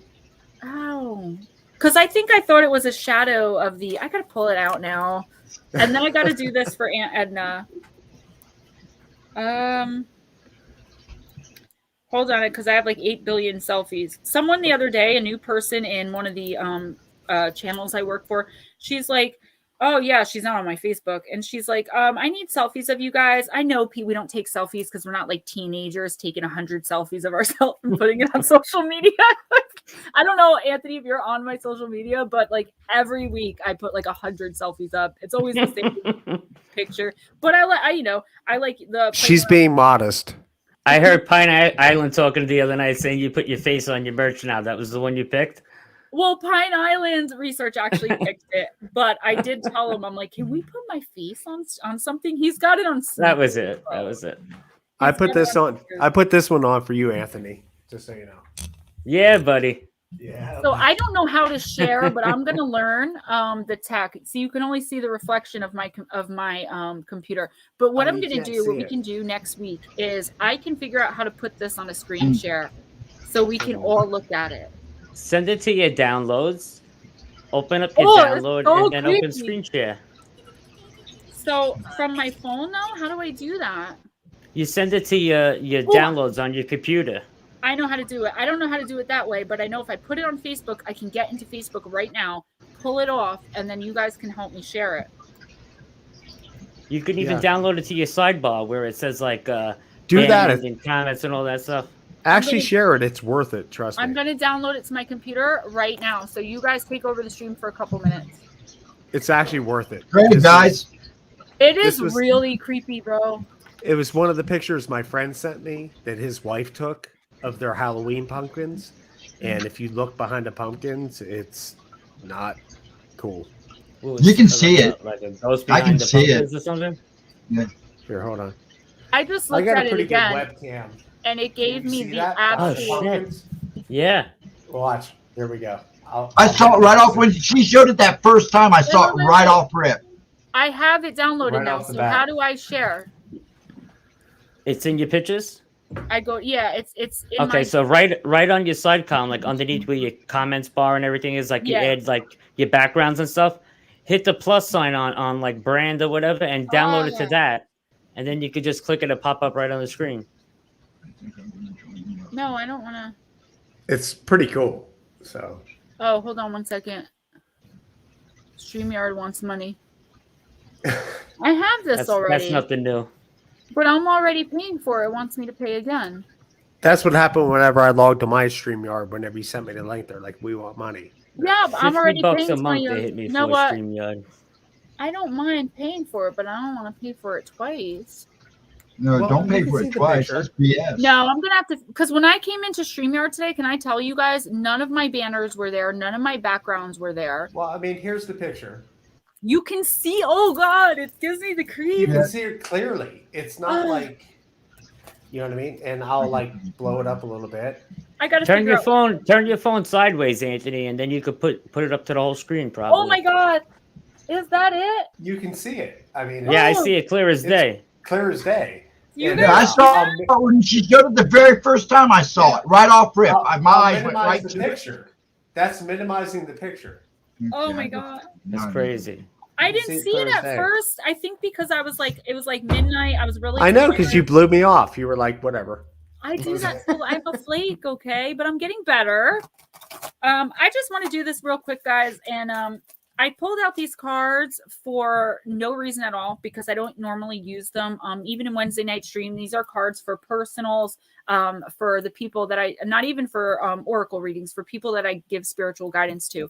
Aunt Edna, I don't remember what it was you were talking about. You were saying something about your guides or having a weird dream.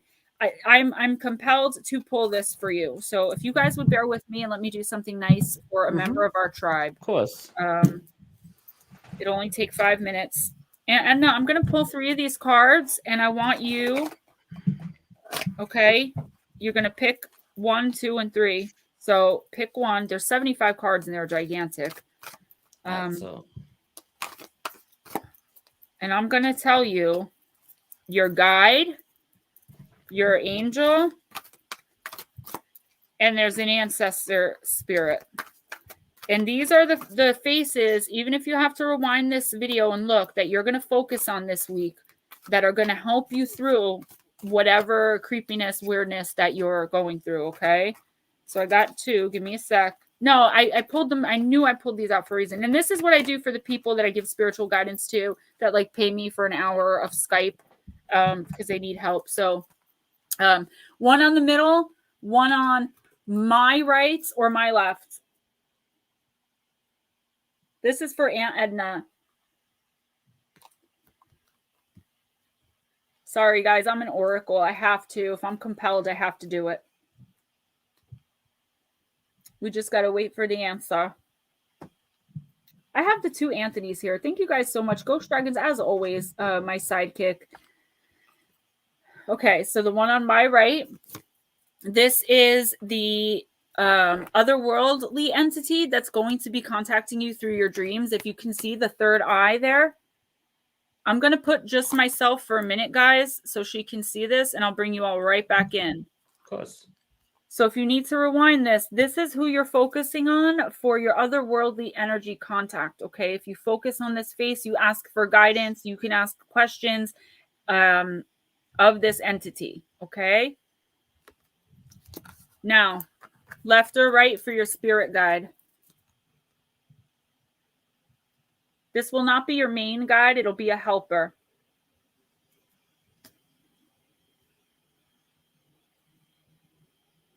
What's up, Hilton, and everyone else that came in?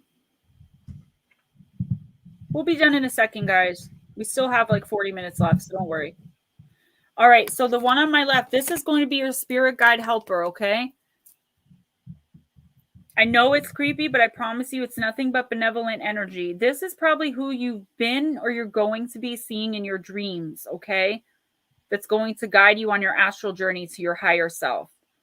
We're going to get a look now at your ancestor energy, okay? So this is someone that is the face, this is their spirit self, okay? This is probably not how they looked in life, although this one does have a very human-looking figure. This is your ancestral guide for life, okay? And this person is going to guide you not to repeat ancestral mistakes. If you need any help this week with dreams, with entities bothering you, with lower vibrational energies, you call on these faces, okay? And they will help you. All right, let's get everyone back in here. Can I get, yep, there we go. Familiar and I didn't mean to creep you out. I wanted to show you there's a reason. If the face looks familiar, there's a reason I was called to do these cards for you. Aren't these cards great? It kind of looked like Matthew McConaughey. That one did, right? It had a human looking face, but they're so cool. The woman who did this deck said that she encountered all of these entities on astral journeys. So you can look at them. My lights are kind of in the way. You can look at them upside down. You can look at them, and they're all. The book has That's no cool. guidance for these cards. It's like an Oracle Rorschach. Look, that's extraterrestrial. Look at that head. See that? Yeah, that's cool. Yeah, really cool. Thank you for letting me do that. Looks like her great Uncle Kirby. There you go.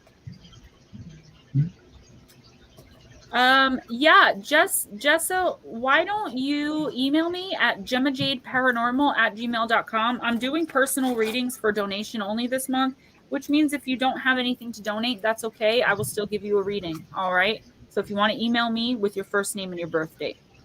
What do we got? Crowley, did you tell your long story yet? Yeah, He's patiently waiting. I did. It was about the one beating down the door, but I do have other stories. So whenever I was in law enforcement, I have other stories. Speaking of law enforcement, there I am, Crowley. There you go. Check that out. Hold on. You're going to get me started. Hold on. Guys, this week, I do it every Wednesday night, Intuitive Oracle, a 1-card pull for anyone and everyone who comes into my stream. But this week, tomorrow night, I'm going to be on Where Does the Road Go at 9 p.m. So my Intuitive Oracle for this week only is going to be on Thursday, me and Ghost Dragons, okay? But you can get a 1-card pull for free from me or leave a donation, Super Chat, PayPal, Cash App are all out there. Or you can get a personal, and I don't like to charge for my gifts. I feel like I'm a messenger. If it gets crazy and I start getting like 40, 50 people who are just getting readings for like everyone in their family, I will stop giving them for donation, and I have. There you go. Oh my gosh. And just so you know, wait, hold on. Other side, Mikulski. Where did you work? State of Nevada. Oh, I was stayed in New York. So yeah, I actually had a buddy. I like that uniform. That's a nice uniform. I actually had a buddy that I was in the Air Force with him that started law enforcement in the state of New York, and he came to Nevada, and we were brothers together. So we actually bounty hunted together. We actually had a show on local TV. So. I did that too. From like 19 to like 2021, I did bounty hunting. That's awesome, cool. see? We got a lot in common, man. We're brothers. Gemma's like, I don't know what you guys are talking about. No, I'm trying to tell Litlow and Jess, it's just easier if I say it. Email me your first name and birth date. Give me about a week. I usually do the personal readings on Sunday because that's my 21-hour day. And then I'll send you a link. I do it remotely. You don't have to be there. I send you a link that only you and I can see on YouTube, and I'll have your reading. It's like 12 to 15 cards. I've gone up to 25 cards if I needed more info, and I will gladly do that for you guys. And that goes for everyone in the chat. You guys know that. Gemma is the most giving person I think I know. Yes, You are. Thank you guys. That's what I'm here for. Like, I feel like I was given these gifts for a reason, you know, like I just, like Aunt Anna just said, now she feels all warm and safe. And that's kind of the point, you know. Do you guys want a quick 1-card reading? Yeah, you do. Yeah, you do. Let us not answer. I don't. Yes, you do. I'm going to use the circus deck.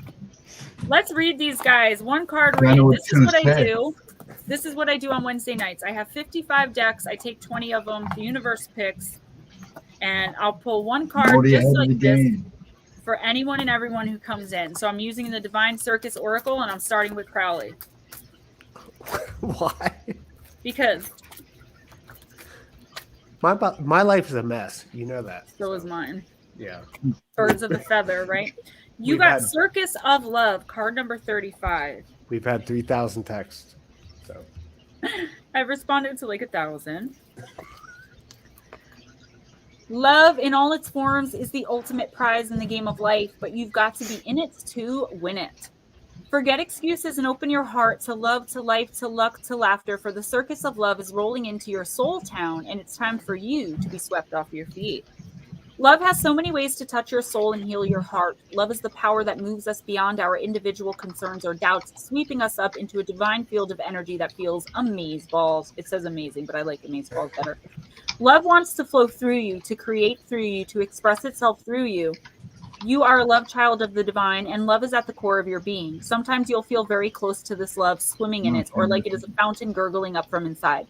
At other times, you'll feel as though you cannot quite remember what it is to feel love, or loving, or being loved. Then it is time to stop looking for love in all the wrong places and turn within to find it. From the kindness, sweetness, affection, and warmth within your own heart, you will find great reserves of energy, creative confidence, and bold trust to open your heart to love, for life, and to your own unfolding life journey. So do not turn away from where your heart wants and needs to go. Let your mind relax. It doesn't need to understand everything or be in control of the process of falling in love with life, with a person, with yourself, with your purpose here. In fact, if you are to truly fall in love, then your mind will not feel in control at all. Then the heart has its own wisdom and special type of feeling intelligence. It knows how to be swept away, and it understands the difference between unhealthy obsession, which prevents you from resolving the underlying issues of pain, and healthy, passionate, fierce devotion to that which sets your soul on fire. If you've been struggling in matters of the heart, the circus of love indicates that a heart healing is happening, and your experience of love is about to become more vibrant, exciting, and playful, and perhaps even somewhat unconventional or unusual. It also indicates that a love affair with a person, place, or thing is about to begin or deepen. It's time to let yourself be swept off your feet and to lose your head to love. Now, before anyone says anything, this doesn't have to be about falling in love romantically. You said today, I finally feel like I've got myself together, right? Like you're ready to pursue a goal, maybe a dream or a goal of yours, or something that you want to do. What this card is saying is you have everything you need to be happy, to be successful, okay, right inside of yourself. And you have people around you that love you if you can feel that in your heart. So you've been hurt. You've been having a really hard time. You've been going through a dark night of the soul to move into the spiritual awakening of love. Love is coming into your life. It could be through us, through the tribe, if you want to put a channel up, if you want to come in. The energy that vibrates out of you, you just make me want to smile. You have great energy. All of you guys do, even in the chat, you know. So don't be afraid, though, if you do meet someone and you start catching feelings. Don't run from it. Trust everything that you have in your gut right now when it comes to your own happiness, because you have what it takes inside to be the sweet, beautiful, kind, amazing soul that you are. And I know that you are, because I see people at their core. You are absolutely beautiful inside and out. So trust in yourself on that, and you are going to manifest and bring to you such amazing luck, love, and life. This is like a breathing of life into you, okay? All right, unidentified. Yes. You actually remembered my text I sent you today. So Yeah, I feel and good. that card goes right along with it. I'm win-win. There you go. I'm One so of the happy you guys 3,000. came on. Thank you. One of the 3,000 Anytime, texts. man. Yeah. Hello, Miss Paranormal Pixie. I'm reading for the guys up here on the stream just to show also the people that are new here what a reading for me is like. So this is for unidentified. I love Hilton, readings. Hilton, I am so sorry for your loss, but please understand that your mom or your mom, Oh, sorry, man. it's just the spirit. Okay, this is Larry. I actually counsel Larry and I just tell him it's just the spirit still with you. Even if you can't see her with your eyes, you will know she's there. And Always. you know, always believe in that. If you think you feel her, she's definitely there. Paranormal Pixie, welcome, sweetie. And I could tell you Alright. this, Hilton, from crossing over myself. Your mom's at total peace on the other side. I can guarantee you that. Because it's an overwhelming feeling of love and total peace and acceptance over there. So I can My tell mom you that passed. for sure. My mom passed when I was 15, and she has never left my side since. So You know, I've never dealt with death in my whole life. I've had people that I love die, like my nephew right before his 21st birthday died of cancer. That's My best terrible, friend man. died of cancer. I've had like 25 people in the last 3.5 years die of overdoses. And I loved those people and cared for them. But I'm not one of those people that just because someone dies, I've got to be crying and like I'm pretty in control of my emotions. Like it sucks they died. I feel really bad. But I'm not one of those people that like is always crying just because someone left because I know where they go, right? But I lost my best friend of 24 years, who happens to be the biological father of Damien, my 17-year-old son that comes on my Wednesday night stream. He was just miss getting him. to know him because Damien was raised by my mother and stepfather. I had an addiction. I had issues. So his biological father, Jeff, dies of an overdose on January 23rd. February 13th, my stepfather, who raised him, they were closer than any father and son I'd ever seen in my life, dies of vid-19. Okay, my son lost both his fathers. He's stuck with his two moms, and dealing with that for me has been so painful. I've got my stepfather a little thing of ashes right here. Jeff's parents wouldn't give me ashes. They gave my son one of his t-shirts. Like, dude. But I feel that pain because I see it in my son's face. And just know that it's nothing but peace. Larry A says, I'm feeling more at home. I can open up more. At first, I was afraid of Gemma Jade. Larry, your text messages warm my day up. You are so sweet. He said that he would be proud to fight with me in any realm or dimension. Is your son graduating this year from high school? My son has such anxiety and PTSD from seeing demons and ghosts his whole life. He quit and got his GED. Good for him. All right. At least he got his GED. Yes, he would be 18 in October. I think he'd be graduating next year because he started late. Because his birthday is October 9th. The cutoff is the 4th. I'm the 4th. My birthday's the 4th. Is it really October 4th? Yeah. Oh, yeah. My Libras. I'm a Libra moon. So that's my son, Anthony. He graduates this year. Oh, wow. We all have really good looking kids. Let me just say that. Like Pine Island Research sent me a picture of his kid. Like so good looking. He has two 17-year-old sons who aren't twins. Yeah, my daughter's graduating in June. So I love a lot to take parents. in. I was like, oh man, I'm What's old. That? I love the proud parents. Yeah, me too. My daughter is 13 years old, and I did give her for adoption for like these crazy personal reasons. But she came home with a pair of these really big, high-waisted. They were the skater jeans I wore when I was 12 and used to skateboard. You know, like those 1995, 96 Jenko jeans. Totally, oh yeah, of course. Huge holes in the knees, and I'm like, Eliana. No, like they're so ugly, bro. Then I went into Target and I found a pair in my size and I just tried them on just to joke with her about like, hey, don't I look cool? And I liked them. I bought myself. And they felt comfortable. I love them. I love them. She's like, are you kidding me right now? I'm like, no, you're looking at them fit into yours. So, that's great. Unidentified, you got the juggler, okay? So obviously you're dealing, trying to get a lot done and a lot accomplished. My daughter is so mini me, and my sons look nothing like me. My one son Logan looks a little like me, but like my oldest son, when I looked at a picture of him one time that he had, because he's like a rapper and he had like this album cover, and I looked and I'm like, why do you have a picture of your dad? on there. He's like, Mom, that's me. Like, he looks so much like my ex-husband. I had to triple take this picture. And I literally thought he took a picture of his father at 17. Like, he's going to be 23. But it's crazy the way they look like my genes got lost. But my daughter, what? She looks exactly like me. I love it. Spitting image, huh? Many projects in the air, aspirations and inspirations everywhere, action to take, commitments to make, and yet another will soon join the fray. You are capable of many things, and you are too important an asset of the plan of love on this planet to be left idle. So life, the universe, and your own creative urges will ask a lot of you.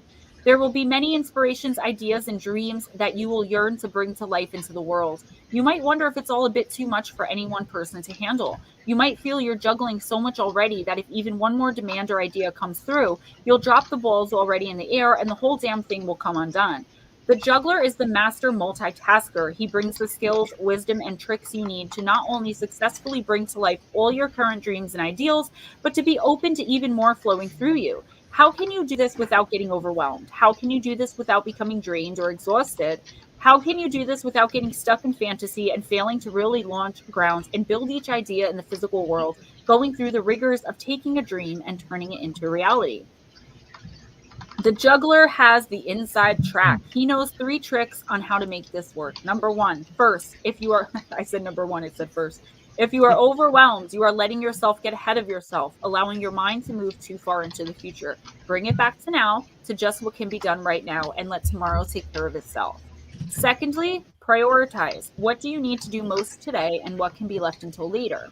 And thirdly, remember that the divine circus is a trope, I don't know how to say that, a group filled with solo performers, but it is with their efforts combined that magic is created. So ask for help and remember that your individual success is actually part of the greater group success. The universe wants you to succeed. It will keep an eye on the pots on the boil whilst you stir the one that's bubbling over now. The juggler lets you know that you are going to manage all that is going on in your life if you remember to stay present and relax, deal with what is immediately happening and not worry about any other distractions. The more you do this, the more your juggling skills will improve. You'll not only handle all that's currently going on, but when another opportunity heads your way, you'll add it to the mix with grace rather than ending up with egg all over your face. So you have a lot going on right now, but I feel like there's a big opportunity coming in for you, probably in the month of May or June.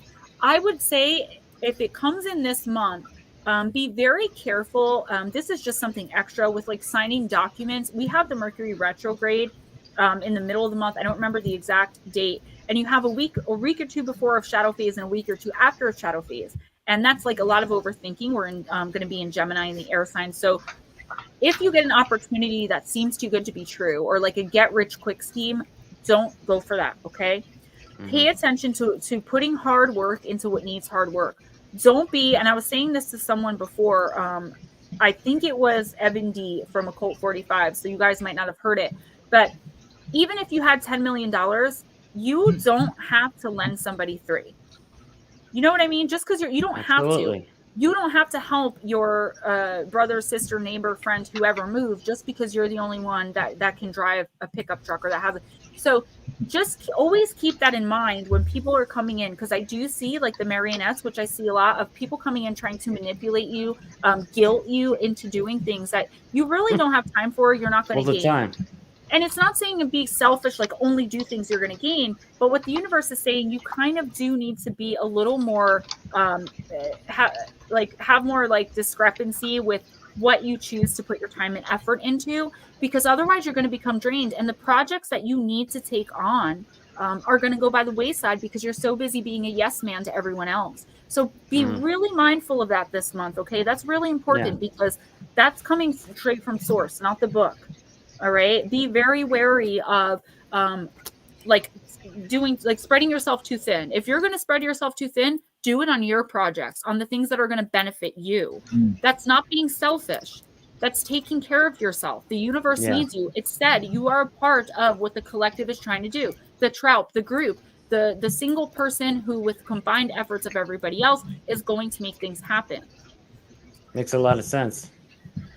Ghost Dragons, you ready? Thank you. You're welcome. You've been dying to do it all night anyway. Yeah, I mean, I just gave you personal, but why not? We're spending some time, we're hanging out, and I know you guys love when you watch me read, so I love this deck because a lot of the decks I have are very feminine energy. I love the background, Carly. I'm sorry, I'm just messing No, around. no, it's okay. But the Divine Circus has masculine and feminine energy, so it's very easy to read for both. Like the Lantern Oracle, I'm hardly ever compelled to read for a man with that because it is very feminine, you know, and a lot of my decks are like that. They just come like that. All right. Steve Stockton got a true crime deck, but it was like $104 on Etsy, and I'm like, I can't get that deck, but it's amazing. All right, Ghost Dragons, let's do this. Joker is wild. Dragon is wild. Hey, I heard you are wild. You don't know what I'm like when I'm not around here. Oh, I do, because I know what you did the other day. Ghost Dragons is a master in martial arts. All right. The universe has a sense of humor. I'm shaking it. The universe has a sense of humor, but never at your expense. It is laughing with you, not at you. You'll see this for yourself as the Joker weaves her magic in your life, bringing you to the grace that is beyond all reason, the necessary ingredient to ensure you win with the hand you have been dealt by life. There's nothing impossible when the Joker appears. Her wild ways can transform a losing streak into a lifelong love affair with Lady Luck. Strap yourself in and prepare for the ride of a lifetime. The Joker has come to you, and the Joker is wild. Unpredictable and brilliant, she brings you a message. You are being empowered to overcome all odds. You are going to win. No doubts, no dramas, but not necessarily in the way that you expect. She is sending the best possible situation to you even now. It might startle you like a sudden light in the middle of the night, but it will be welcome nonetheless. The Joker is the highest trump, the card to beat all others. No matter how much another may seem to have the upper hand or how many forces seem to be against you, even if you feel like a lone wolf about to be mauled by a pack of hungry lions, the Joker always wins, and that's in italics. She comes out of the blue and changes destiny from darkness to light. She brings the brilliant solution that ends a problem, the way through that is best and brightest for all involved. You probably won't see it coming. It will probably be in a way that subverts everything you once believed to be true. But it will be a welcome trick by the universe, a loving joke that opens your heart and helps you realize that this vast, impersonal universe personally knows and cares for you.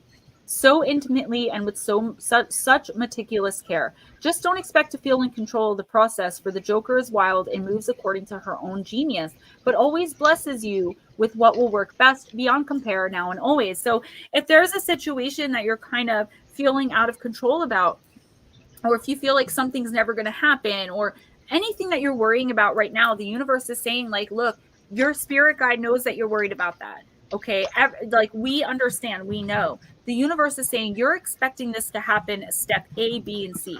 But the universe is coming in. They're sending the Joker in, or your guides in, whoever, to make it happen Z, Q, B. Like, it's going to be so mixed up and out of order, and you're not going to understand it. But if you have faith, but have faith that it's all going to work out in the end. And that's actually really good for everyone to hear. A really good manifestation technique is to honestly just have faith. If something bad happens, instead of saying, which I do all the time, why does this have to happen to me? Like, why? Instead of saying that, just say, all right, this sucks, but you know what? The universe got this. The universe got this. You know, since that Monday, that lady in the light has visited me every night. See? Even when I was hurting over the weekend. She's been there, and she's yelling. Paranormal Highway, welcome. So good to see you coming in. Anyone that I didn't welcome, I'm sorry, but look at these guys I got on here. I'm so excited. What's up, Eric? Hey, That's Eric. my boy. Paranormal Highway is my boy. I go to this channel all the time. I don't say much, but I'm there. Blue Crossroads, absolutely. So Blue Crossroads says, and I actually notice this too, even with the people that come to me for advice, I find it awesome how many people who are interested in this field have law enforcement backgrounds. I've noticed many in various channels. You're so right. It is a great panel, isn't it, Paranormal Highway? I feel very blessed. Very blessed. I pulled a card for myself before. It's so weird. This is the bottom card because this is the card I pulled, the Princess Victorious. That's nice artwork. Yeah. Oh my God, these cards are absolutely gorgeous. Okay, I get it. You're the princess. I am. Apparently, he got that post earlier. Yeah. That's what I left on it too. That post actually came from it was like 2010 and it was Halloween and I was on house arrest and I wasn't allowed to go out. So I got dressed up in my French maid costume because I had already bought it. And my friend was over hanging out with me and he took this picture of me when I was completely unaware that he took it because we had a party at the house because I couldn't go out. So everyone was in costume. But I happened to be like it was just like the perfect picture of me in this French maid costume. And he took me in the French maid costume and like put it over something that said, I said I'm a mother effing princess, so deal with it. I lost that. And then I found that one and I was like, you know what? I'm posting it. Boy, bye. Do you guys have my email address you can send me for readings? Hail, Gemma. Here goes all your secrets. Dude, I was raised by my father and like 4 or 5 of his best friends who I called uncle. I was the princess. They were plumbers, the junkyard princess, they would call me. And I was princess. So when I got older and started like going to school, I realized not everyone's going to play along with that. Like I'm not actually a princess, but it took until I was like 10 years old to understand that. I'm still daddy's girl. I will literally stomp pout to my father to get what I want. No, we got it. We got it. Guys, I have to use the little girl's room. So no.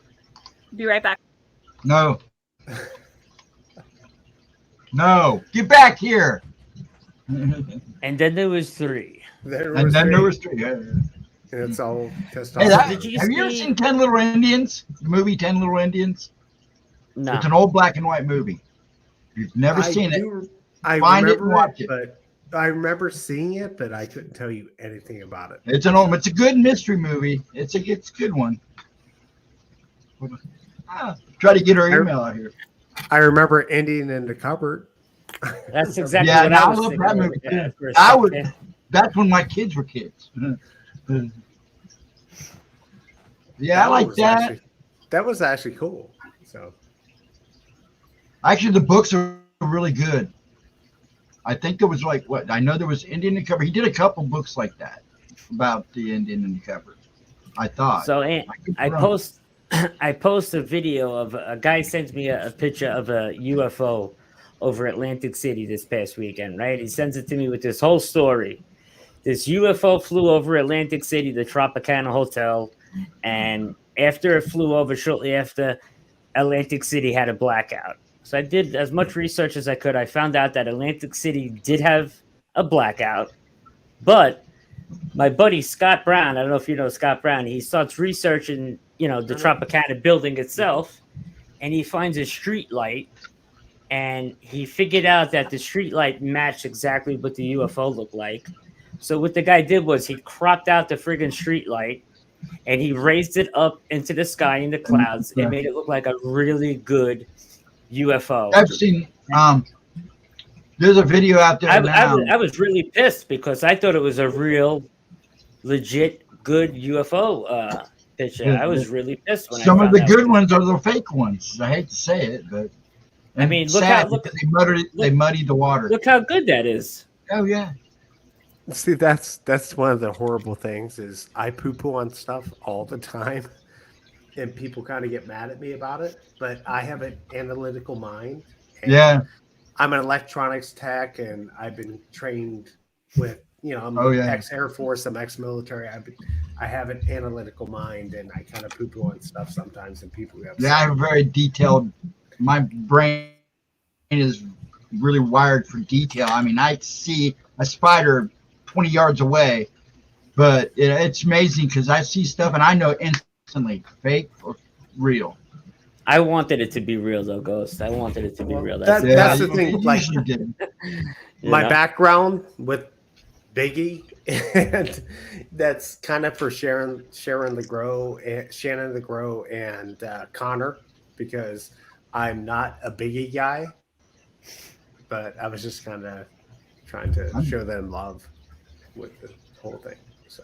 Guys, Lit Low and Jess. Jessa, thank you so much. I keep calling you Jess. I apologize. I just was going to put in the chat, make sure you email me at GemmaJadeParanormal@gmail.com. Yeah, I put it in there. So that I have a place to send the link when I do your readings. I have you guys written down. I'm actually going to write it down right now So Jessa F, and then the other one was Lit Low. And Lara, I just put something in the chat for you. I'm doing personals this weekend, and I only have one other person I have to do. I have to do Pine Island. So I could definitely get them done this Sunday, possibly earlier, but I need your email. Or if you want to email me your phone number, I can text them to you. But you have to email me first for any of that. Lara, I have no problem with that at all. Just email me your phone number and I will text you. We can video chat. I don't have a lot of time, and I'm always saying next week, and it kind of takes away from my credibility. I was told, like, someone told me very nicely, like, I get why you don't talk on the phone, but if you want a reading, if you want some guidance, if you want to talk about something, I can make that time for you. It's usually at night, like 7, 8 Eastern, because I have the baby all day. But I will definitely do that. If you feel like you're being drawn to me by your guides, I definitely want to work with you. Larry and I have had video chats. We text for spiritual guidance and just, in general, help if you need something. That's why I was put here.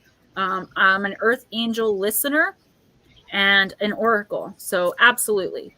What was your email again? I'm sorry. I wanted to write it down. No, that's okay. It's GemmaJadeParanormal@gmail.com. And guys, yeah, thank you to all of the new people who came in tonight. I would appreciate it if you subscribe. I also have another channel called Moon Bear Oracle. I have merch coming out this week. Thank you, Pine Island Research. Let's get it out. Please subscribe to my channel. You can find me on Facebook, Gemma Jade. I'm on SOR Saturday and Sunday nights from 11 to 2, 11 p.m. to 2 a.m. Eastern. Also Saturday and Sunday from 8 to 10 or 11 p.m. Eastern, I will be, or 8 to 10, with Pine Island Research on my channel for topic-based discussions. And Tuesday nights, we could even do this. That would be great. Wednesday nights, I do one card intuitive oracle pulls from 7 to 11 Eastern, but I'll be doing that Thursday night this week. So I do a lot of stuff, guys. I have content on my channel that I write. I'm head writer for Missing Persons and Mysteries. So if you hear Steve Stockton narrating it, I probably wrote it. Oh, no way. Oh, yeah, I write most of their content, yes. Got some following on there. Yeah. I don't write all of it, but I would say like 85% I do write. And I have a book out called Missing the Fae Theory, where I talk about the missing, quote unquote, 411, I say missing phenomenon. I talk about that and how the Fae could be responsible for a lot of that. So I have a lot going on. I have a documentary I'm co-writing, co-producing, and possibly starring in. Andrew, come back in. We're saying goodbye. I just noticed you. Anyone else want to say where we can find you? Put your stuff out there. Well, Gemma, I want to get into you with the kind of gin thing. Well, I got a couple minutes. My son just got home. Well, no, not tonight, but okay. I rolled deep on the gin thing. So I think me and you could probably get into something on that. So very cool. I see all your emails coming in, guys. Nicholas, Litlow. I love it. I have to head out, but I want you guys to, if you have a channel, unidentified, I don't know, promote yourself, please. Yeah, Unidentified S4 on YouTube. We're live every Saturday night at 6 p.m. Eastern Standard Time. There's tons of UFO footage up on the channel. Come check it out. My co-host Andy and I have a new documentary coming out called Extraterrestrial City. It should be out around Christmas. And I'm currently in the middle of writing my book, so I'll let you know when that comes out. What's the book about? It's about my UFO experience when I was 13, my first encounter. I lost like 5 hours of missing time.